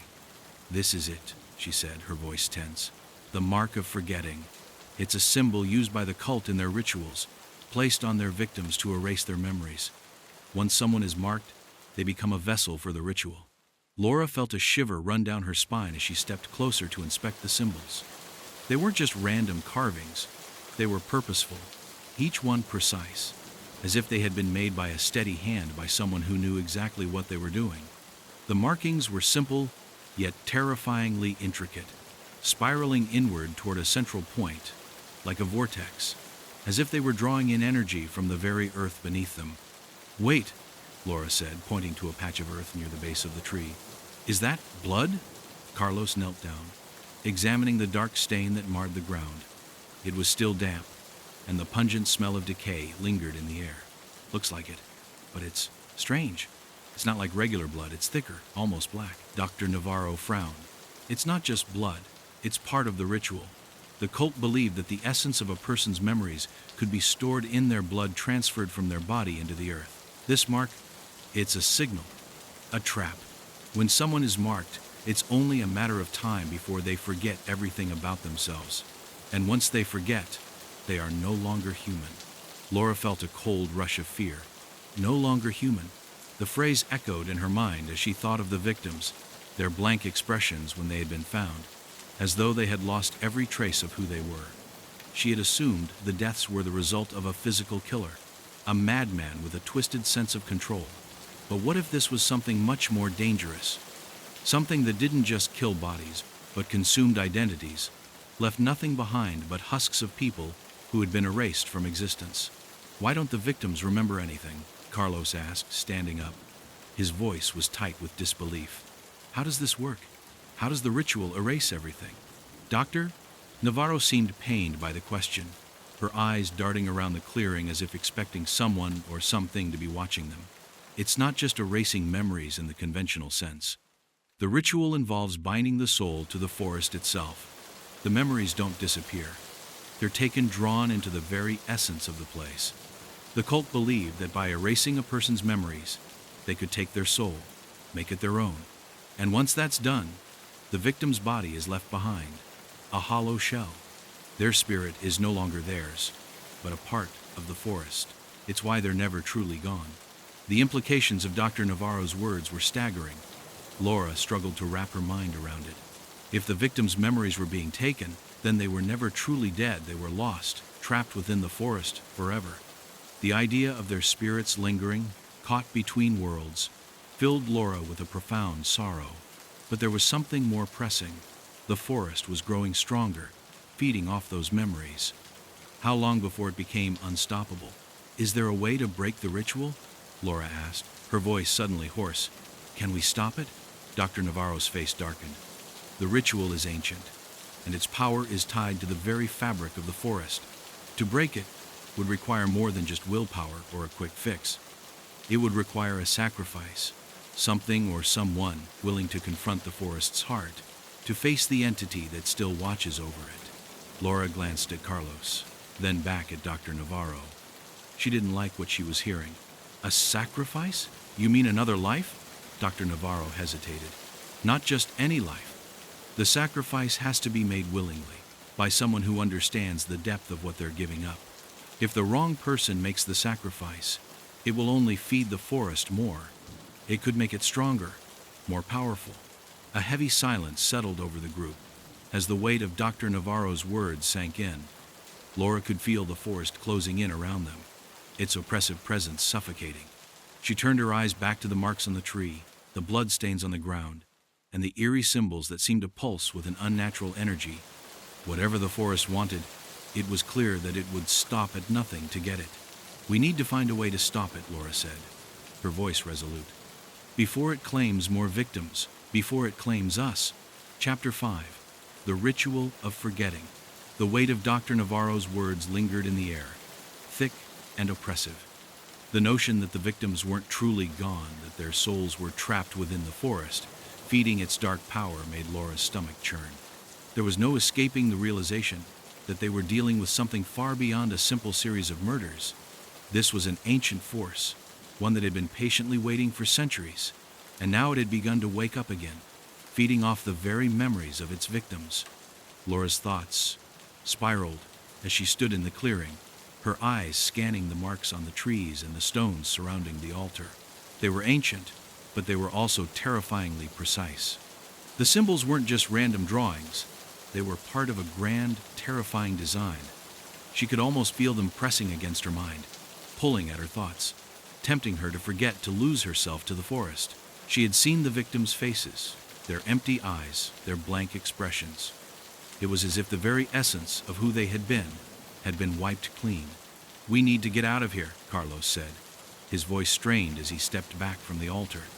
He kept his hand on his gun, but it felt like a poor defense against the ancient force that was rising in the forest. This place, it's wrong. We're not supposed to be here. Dr. Navarro didn't respond immediately. She was staring at the altar, her eyes locked on something that only she seemed to see. Finally she spoke, her voice soft but filled with dread. We can't leave yet. We need to understand what we're dealing with. We need to know how this ritual works and how to stop it. Laura felt her pulse quicken. And what happens if we don't figure it out in time? Then the forest will claim more people, Dr. Navarro answered, her face pale. More souls, more memories. It won't stop until it's fed enough to grow stronger, until it can extend its influence beyond these woods and into the city. The longer we wait, the more difficult it will be to stop. The weight of her words hung heavy over them. Laura glanced at Carlos, and he gave her a grim look. They had no choice. They had to keep going. No matter how deep into the darkness they had to go. They were already in too deep, and the forest seemed to know it, as if it had been waiting for them all along. The ritual, Dr. Navarro explained, was deceptively simple but profoundly dangerous. It was designed to sever the connection between the soul and its memories, to rip the essence of a person from their very identity. Once the victim was marked, they were drawn into the forest's heart, where the ritual would take place. The cult's leader, the one who had supposedly survived, had used this ritual to gain power over the memories of others, trapping their souls and making them part of the forest's eternal cycle. The marks, Dr. Navarro continued, her voice steady but tinged with fear, are the first step. Once the victim is marked, the forest begins to feed on them. The deeper they go into the woods, the more their memories fade, until they forget everything, who they are, where they came from, why they're here. The cult believed that by erasing a person's memories, they could take their essence and use it to power their own immortality. Carlos shook his head in disbelief. That's insane. So, these people aren't just dying, they're being consumed. Yes, Dr. Navarro answered, her voice quiet. In a sense, they are being devoured, not physically, but spiritually.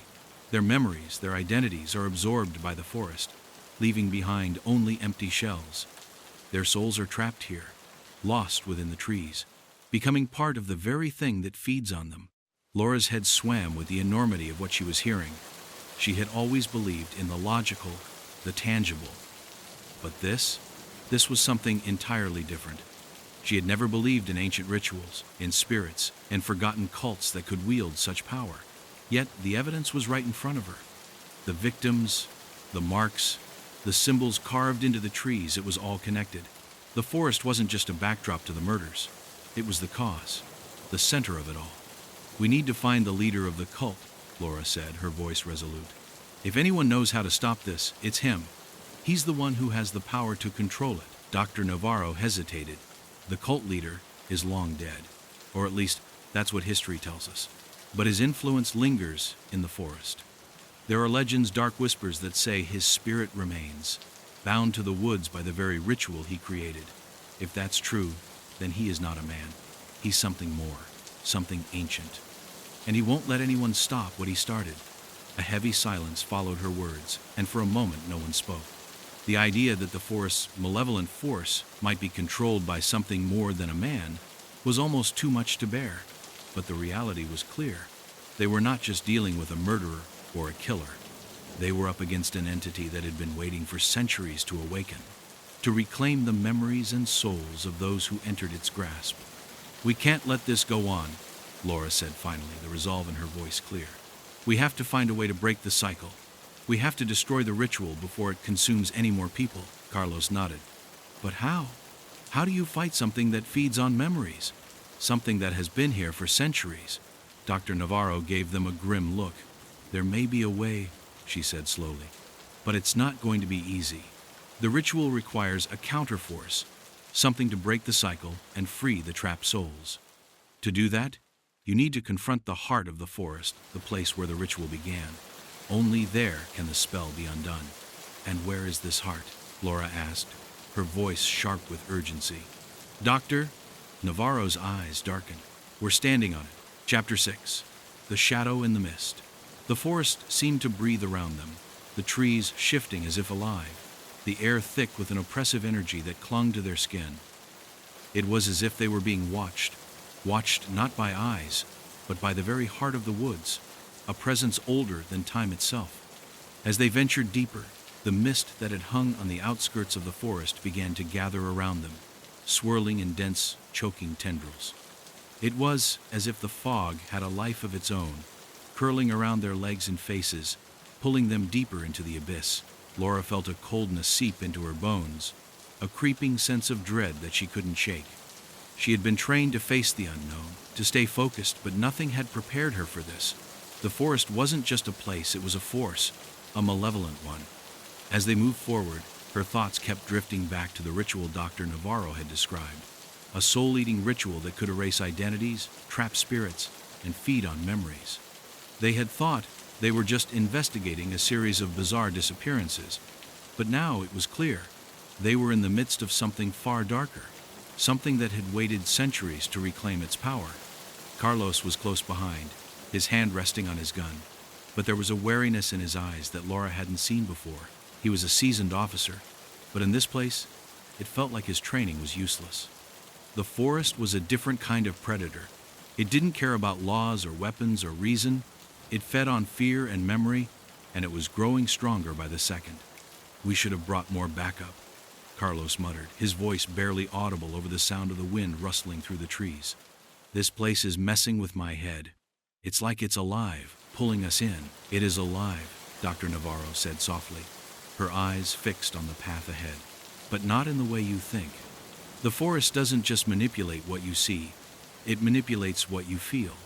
It's a place of ancient power, and that power is tied to the ritual. We're on the edge of it now. If we go any further, we'll be trapped just like the others. Laura didn't need to hear more. She could already feel the grip of the forest tightening around them, the air thickening, pressing against her chest. Every step seemed heavier than the last, as if the earth itself was trying to keep them in place. She felt a strange compulsion to stop, to turn back, but every time the thought crossed her mind, it was like an invisible hand reached into her mind and pushed it away. The trees around them began to change. The trunks twisted, their bark becoming darker, smoother, almost shiny in places, as if they were made of some unnatural substance. The roots of the trees seemed to move of their own accord, snaking across the ground like fingers reaching for them. Laura's eyes flicked nervously from one tree to another, but they all seemed to be watching them now, as though the very forest was aware of their presence. "Doctor," Navarro slowed her pace, looking up at the sky through the dense canopy of leaves. The sky had darkened, the sunlight almost completely blocked out by the thick branches above. "We're nearing the center," she whispered. "The heart of the forest. It's closer than I thought, but we're not alone."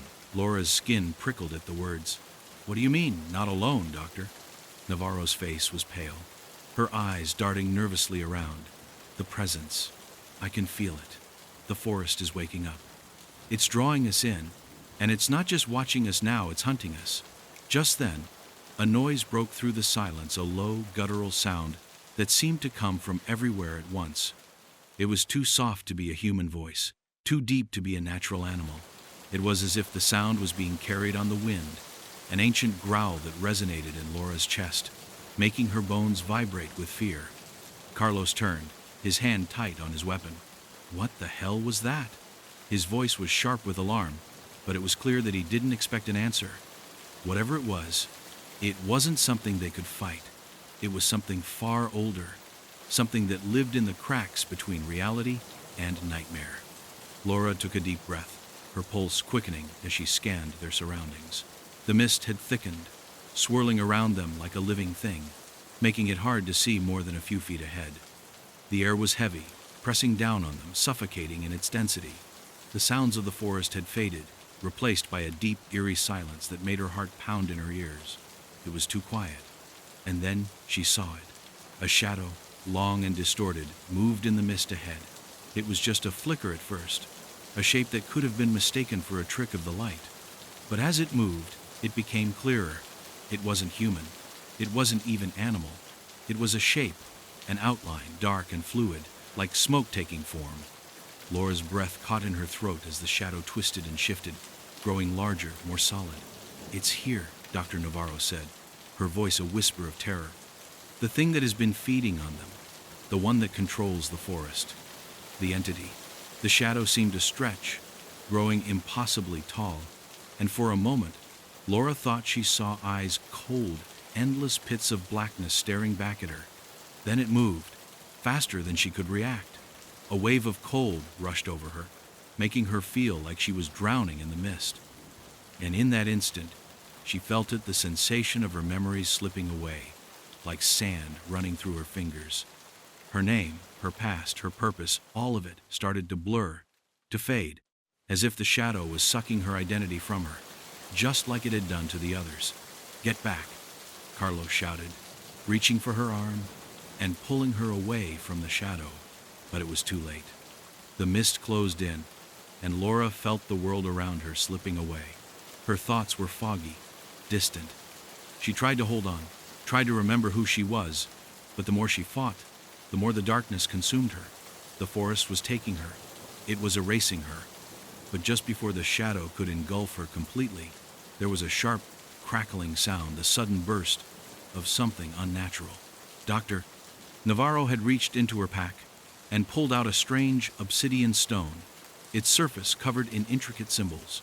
As she held it up, a burst of light erupted from the stone, pushing the shadow back. The mist recoiled, dissipating in an instant. "Stay close," Dr. Navarro said, her voice trembling but determined.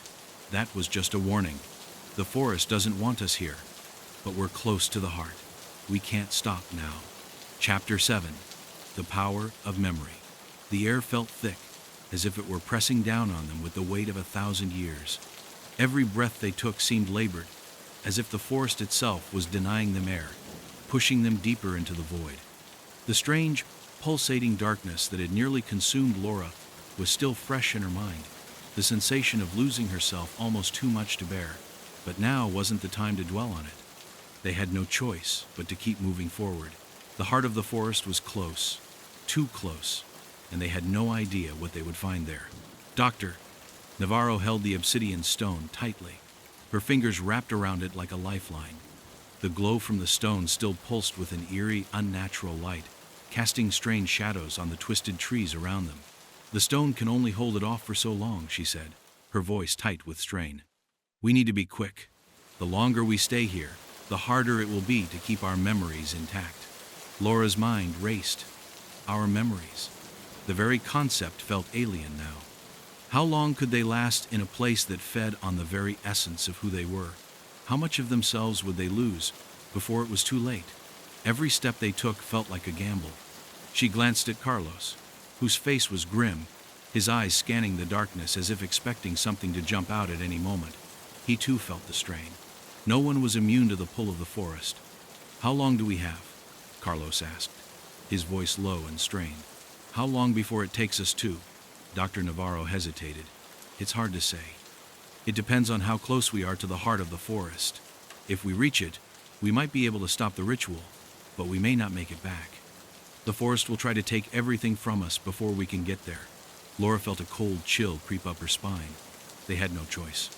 The deeper they went, the more the forest seemed to come alive around them, its whispers growing louder, curling into their minds like tendrils, trying to draw out their fears, their doubts, their weaknesses. And it wasn't just the forest they had to worry about anymore. It was the memory thief, the entity that fed on their identities. It was everywhere now, watching them from the shadows, waiting for the moment to strike.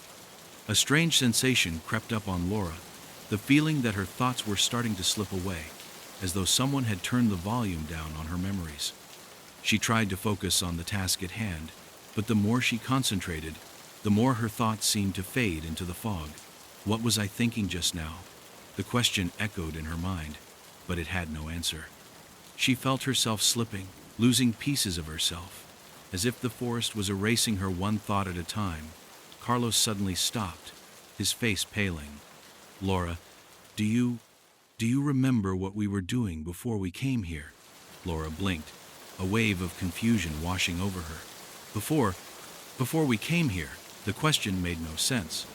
She knew what they were doing, investigating the disappearances, trying to figure out who or what was behind them. But as soon as the thought crossed her mind, it felt distant, like a dream she couldn't quite grasp. She turned to Dr. Navarro, desperate. What's happening? Why can't I? The forest is trying to erase you, Dr. Navarro said quietly, her face pale. It's not just the victims. It feeds on all of us, trying to take everything we are, piece by piece. Memories, emotions, even our identities. Once you forget who you are, the forest wins. It's a cycle that never ends. The weight of Dr. Navarro's words hit Laura like a physical blow. She hadn't realized how much the forest had already taken, how much of herself she had already lost. What if I forget who I am? The thought was terrifying, more terrifying than the physical dangers lurking in the woods. What if the very core of her memories, her purpose, her very sense of self was stripped away, leaving her an empty vessel, a puppet of the forest? Carlos reached out, grabbing Laura's arm. We can't let it take us. We need to get to the heart of the forest, break the ritual, before it's too late. Laura nodded, but even as she did, doubt gnawed at her. How do we even know where the heart is? How can we trust Dr. Navarro? She couldn't help it. Her mind was slipping, and she could feel it, like the forest was chewing away at her sense of reality. Everything felt wrong, fragmented, like she was standing on the edge of a cliff, and one wrong step would send her tumbling into oblivion. We have to keep moving, Doctor, Navarro urged, her voice cracking with urgency. We're close. I can feel it. The power, the energy, it's all converging. They pushed forward, their steps slower now, as if the very earth beneath them was growing heavier. The forest seemed to close in on them, the trees bending inward, their twisted branches reaching for the group like hands eager to pull them into the darkness. The mist thickened again, wrapping around them, and the air grew colder, like they were walking through a frozen void. Laura tried to focus, tried to hold on to something, anything that could anchor her. You are Laura. You are here to stop the ritual. You are a detective. You are not just a body in this forest. You are not a part of this thing that wants to consume you." But even as she thought these words, they felt hollow, like she was trying to hold on to a piece of herself that was slipping away. Suddenly, a scream echoed through the forest, long and drawn out, filled with pain and terror. It was human, a cry for help, but it sounded distant, as if it were coming from far beyond the trees. The scream was cut off abruptly, leaving only the sound of the wind and the rustling leaves. That sounded like," Carlos began, but his voice trailed off, his face pale as the last echo of the scream faded into silence. Dr. Navarro's face was set in a grim expression. "It's not a person. It's the forest. It's feeding. And now, it's calling us." Chapter 8. The Forest's Killer. The deeper they ventured into the forest, the more suffocating the air became. It wasn't just the cold, it was the weight of history, the sense that this place had been waiting for them. Every footstep seemed to echo too loudly in the stillness, and the mist clung to them like a living thing, suffocating their every breath. But it wasn't just the atmosphere that unsettled Laura. It was the constant sense that they were being watched by something far older than any human presence, something that had no intention of letting them leave. Carlos was scanning the trees again, his hand gripping his weapon as if it was the only thing between him and whatever lay hidden in the darkness. His eyes were wide, alert, but there was fear in them now, a kind of fear that hadn't been there before. He wasn't just afraid of the unknown anymore, he was afraid of the very forest itself. And Laura could understand why. She was afraid too. The forest was changing them, warping their perceptions. She could feel it, the way it was pulling at her mind, trying to unravel everything she knew about herself. Every memory felt fragile, like glass on the verge of shattering. "We're close, Doctor," Navarro said, her voice barely more than a whisper. Her eyes darted nervously between the trees. "We're almost there, but we need to be careful. The entity, it's more than just a memory thief. It's a killer. It's been here longer than the cult ever was." "Wait," Carlos said, his voice low but urgent. "You mean it's not just using the ritual to trap people, it's actively killing them?" "Yes," Dr. Navarro answered, her face pale. "The forest has a certain kind of sentience, but it isn't the trees themselves, it's something older, something that can influence everything here. The ritual keeps the forest alive, but it also feeds it. The entity we're dealing with isn't just a manifestation of fear. It's a predator, a creature that has been feeding off the memories of people for centuries. It doesn't just consume their identities, it destroys them." Laura felt her stomach twist. She had known in some part of her mind that the forest wasn't just a place, it was alive, in some terrifying sense of the word. But the idea that it was hunting them, that it was actively working against them, made the hairs on the back of her neck stand up. The creature wasn't just using the forest as a vessel, it was the forest. It was feeding off their very presence, growing stronger the more they lingered in its grasp. "But why?" Laura asked, trying to make sense of it. "Why does it kill? Why does it do this?" "Doctor," Navarro paused, her eyes narrowing as she looked ahead. "Because it can. It doesn't need a reason. It doesn't have human motivations, it's older than that. This forest is an ancient place, a nexus of power, and the entity that inhabits it feeds on the memories of those who wander too close. It doesn't just take their past, it takes their essence, their soul. The ritual was created to ensure that this cycle would never end. It needs fresh souls to stay alive." Laura swallowed hard. The thought of the entity consuming people, erasing them from existence, trapping their souls in a never-ending cycle of death and rebirth, was more than she could bear. She had seen the bodies of the victims, the empty eyes staring up at nothing, but now she understood. They weren't just dead. They were gone, erased, nothing more than shells left behind to feed the forest's insatiable hunger. Suddenly, there was a noise, a rustling of leaves, a snap of a twig. It was too soft to be an animal, too deliberate to be anything natural. They all froze, their bodies tensed in response to the unseen presence moving in the dark. Laura felt her heart hammering in her chest. She could feel it now, that primal fear creeping up her spine, and for a moment, she wasn't sure if it was the forest itself or the thing watching them that was making her feel this way. It was all one and the same now, this place, the entity, the growing darkness that was swallowing everything. And then, Just ahead of them, the mist parted. For a brief moment, there was a patch of pure, unnerving silence. And then they saw it. A figure, tall and thin, standing between the trees. It was humanoid, but there was something wrong about it. Something inhuman. Its outline shimmered, like smoke caught in the wind, flickering in and out of existence. But its eyes, if they could even be called eyes, were unmistakable. They were black, endless pits of darkness that seemed to suck in all the light around them. They locked onto Laura's gaze, and in that instant, she felt the unmistakable tug of something ancient, something powerful, trying to pull her into itself. "This is it, Doctor," Navarro whispered, stepping forward. "The entity. The thing that's been killing them. It's been here all along, waiting for us to get close." Carlos reached for his gun, but Dr. Navarro stopped him with a sharp glance. "Number guns won't work. Nothing we have will stop it. This is beyond physical force. We need to break the ritual. We need to sever the connection." Laura tried to gather her thoughts, but they were slipping again. The presence of the creature, the entity, was so overwhelming that it felt like the very air was being sucked out of her lungs. She could hear the whispers now, growing louder, just beyond the edge of her perception. They were voices fragmented, distorted voices, and they were calling to her, calling her name. The figure stepped forward, and the ground beneath Laura's feet seemed to shift. The trees groaned, and the mist swirled around them like a tightening noose. She wanted to scream, to run, but the entity's eyes were locked on hers, and she felt herself being drawn in. Every second felt like a battle for her mind, a struggle to keep her thoughts intact, but the pull was too strong, and she could feel the memory starting to slip away, like water draining from her hands.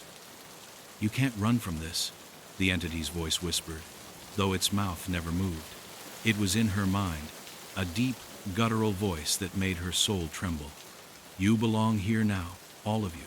You're mine." "No," Laura whispered, her voice barely audible. "We won't let you win."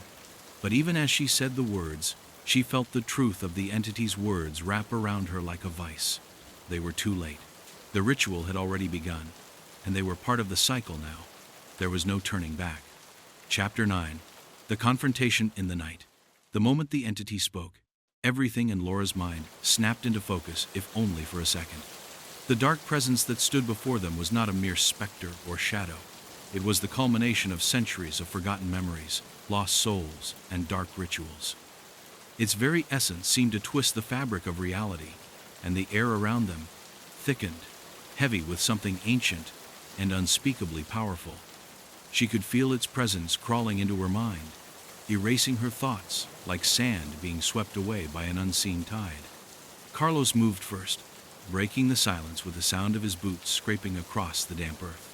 He advanced on the figure, but every step he took seemed to pull him deeper into the forest's thrall. Laura wanted to shout a warning, to stop him, but her voice caught in her throat. It felt like the forest was swallowing their words, their willpower, their very presence. The mist around them seemed to grow thicker, and the trees seemed to loom closer, their gnarled branches reaching for the sky like twisted fingers. "Carlos, stop!" Laura managed to say, but the words barely escaped her lips. It felt like the forest was stealing her strength, making her weak, unable to act. She could see the flicker of doubt in Carlos's eyes as he moved, but he didn't stop. The entity, the killer, was watching them, its black eyes fixed on them, as if they were already part of its collection of memories. Laura could feel herself slipping further, her sense of self drifting like a boat untethered to any shore. But then, Dr. Navarro stepped forward, her face drawn tight with concentration. "We need to do this together," she said, her voice calm but unwavering. "If we don't break the ritual now, if we don't sever its hold on us, it will take us, every single one of us, and we'll never escape." Her words cut through the fog in Laura's mind, snapping her back to herself. Even as the forest tried to push her deeper into oblivion, she forced herself to focus. This was the moment, the confrontation, the last chance they had to save themselves, to break the cycle that had consumed so many before them. Carlos turned, his hand trembling as he reached for his weapon, but Dr. Navarro stopped him once again, her eyes flashing with a mixture of fear and resolve. "No, Carlos. Guns can't stop it. The entity isn't physical. It's the forest. It's the memories. We need to destroy the source. The ritual, it's what gives it power. What source? Carlos's voice cracked with frustration. He was beyond reason now, driven by the same primal terror that gripped them all. What the hell are we supposed to do? Just sit here and wait for it to kill us? We break the ritual by destroying the heart of the forest, Dr. Navarro said, taking a deep breath. The ritual center, the place where the power flows from. If we can get there and destroy it, we'll stop the entity from feeding. Laura's head was spinning. She couldn't fully understand what Dr. Navarro was saying, couldn't grasp all the details of the ritual, the ancient power that kept the forest alive. All she knew was that they didn't have much time. Every second they wasted was another moment they were giving the entity to steal more from them. Every breath was a reminder that their memories were slipping further and further out of their grasp. Suddenly, the trees shifted, their movement unnatural, as if they were responding to the entity's will. The earth beneath their feet groaned, a deep resonating sound that seemed to vibrate through their bones. From the darkness, shadows emerged, shifting, contorting shapes that were too fluid to be human, too wrong to be anything from this world. The forest itself was coming alive, the trees groaning, their branches reaching out like claws, trying to seize them, to drag them into the depths of the blackness. "I won't let you take me," Laura whispered, her voice hoarse with the effort. But even as she spoke, she could feel the memories fading again. The entity was pushing harder now, trying to snatch away every part of her that made her who she was. Her thoughts felt like they were slipping through her fingers, but still, something deep inside her clung to the idea of what she was, who she was. Carlos was beside her now, his face pale with fear, his eyes wild. But there was determination there too. He had seen the truth of the forest, and he knew that there was no turning back. Together, they had to confront whatever lay ahead, whether they were ready or not. "It's time," Dr. Navarro said, her voice quiet but firm. "We need to move, now." They broke into a run, racing through the thick mist, the twisted trees looming over them, their branches swaying as if they were alive. The forest seemed to close in on them, the sounds of the shadows following their every movement, the whispers of the dead brushing against their skin like cold, ghostly fingers. Laura could feel the forest's influence pushing against her, could hear the voices of those who had been consumed, urging her to give in, to let the memories fade completely. But she fought it. She had to. They all had to. Suddenly, the ground beneath them trembled, and they were thrown to the ground, the force of it knocking the wind from their lungs. The earth cracked open, and from the depths of the forest rose something that made Laura's blood run cold. It was the heart of the forest, no longer a symbol, but a physical entity. A massive stone, dark and slick with some strange, otherworldly substance, rose before them. It pulsed with an eerie light, and from within it came a sound, a heartbeat, a slow, rhythmic thud that seemed to echo in their bones. "This is it," Dr. Navarro whispered, her voice full of awe and fear. "This is the center, the source of its power." Laura could feel the energy radiating from the stone, an oppressive force that pressed down on them, threatening to crush them. This was the heart of the forest, the place where the ritual began. This was where the memories were stolen, where the dead were forgotten and trapped. If they didn't destroy it, if they didn't sever the entity's hold on this place, they would never escape. With a scream, Laura lunged forward, her hands reaching for the stone, feeling the coldness of it bite into her skin. The heartbeat inside it pulsed louder, faster, as if it were aware of their presence, aware of their intentions. The forest's grip tightened, trying to pull them away, to drag them back into the darkness. But Laura fought through it, every ounce of strength she had left pouring into her hands as she pressed against the stone. Chapter 10. The Forest of Eternal Forgetting. The world around Laura dissolved into an endless sea of darkness. The heartbeat of the stone pulsed violently now, shaking the very earth beneath them. It was as if the forest itself had become sentient, aware of their every move, of every breath they took. The air around them felt thick with the weight of ancient sorrow, the collective memories of countless souls lost to the forest, each one erased, each one forgotten. Laura's hands were still pressed against the cold, slick stone, and the pain in her palms felt almost distant. But her mind was slipping.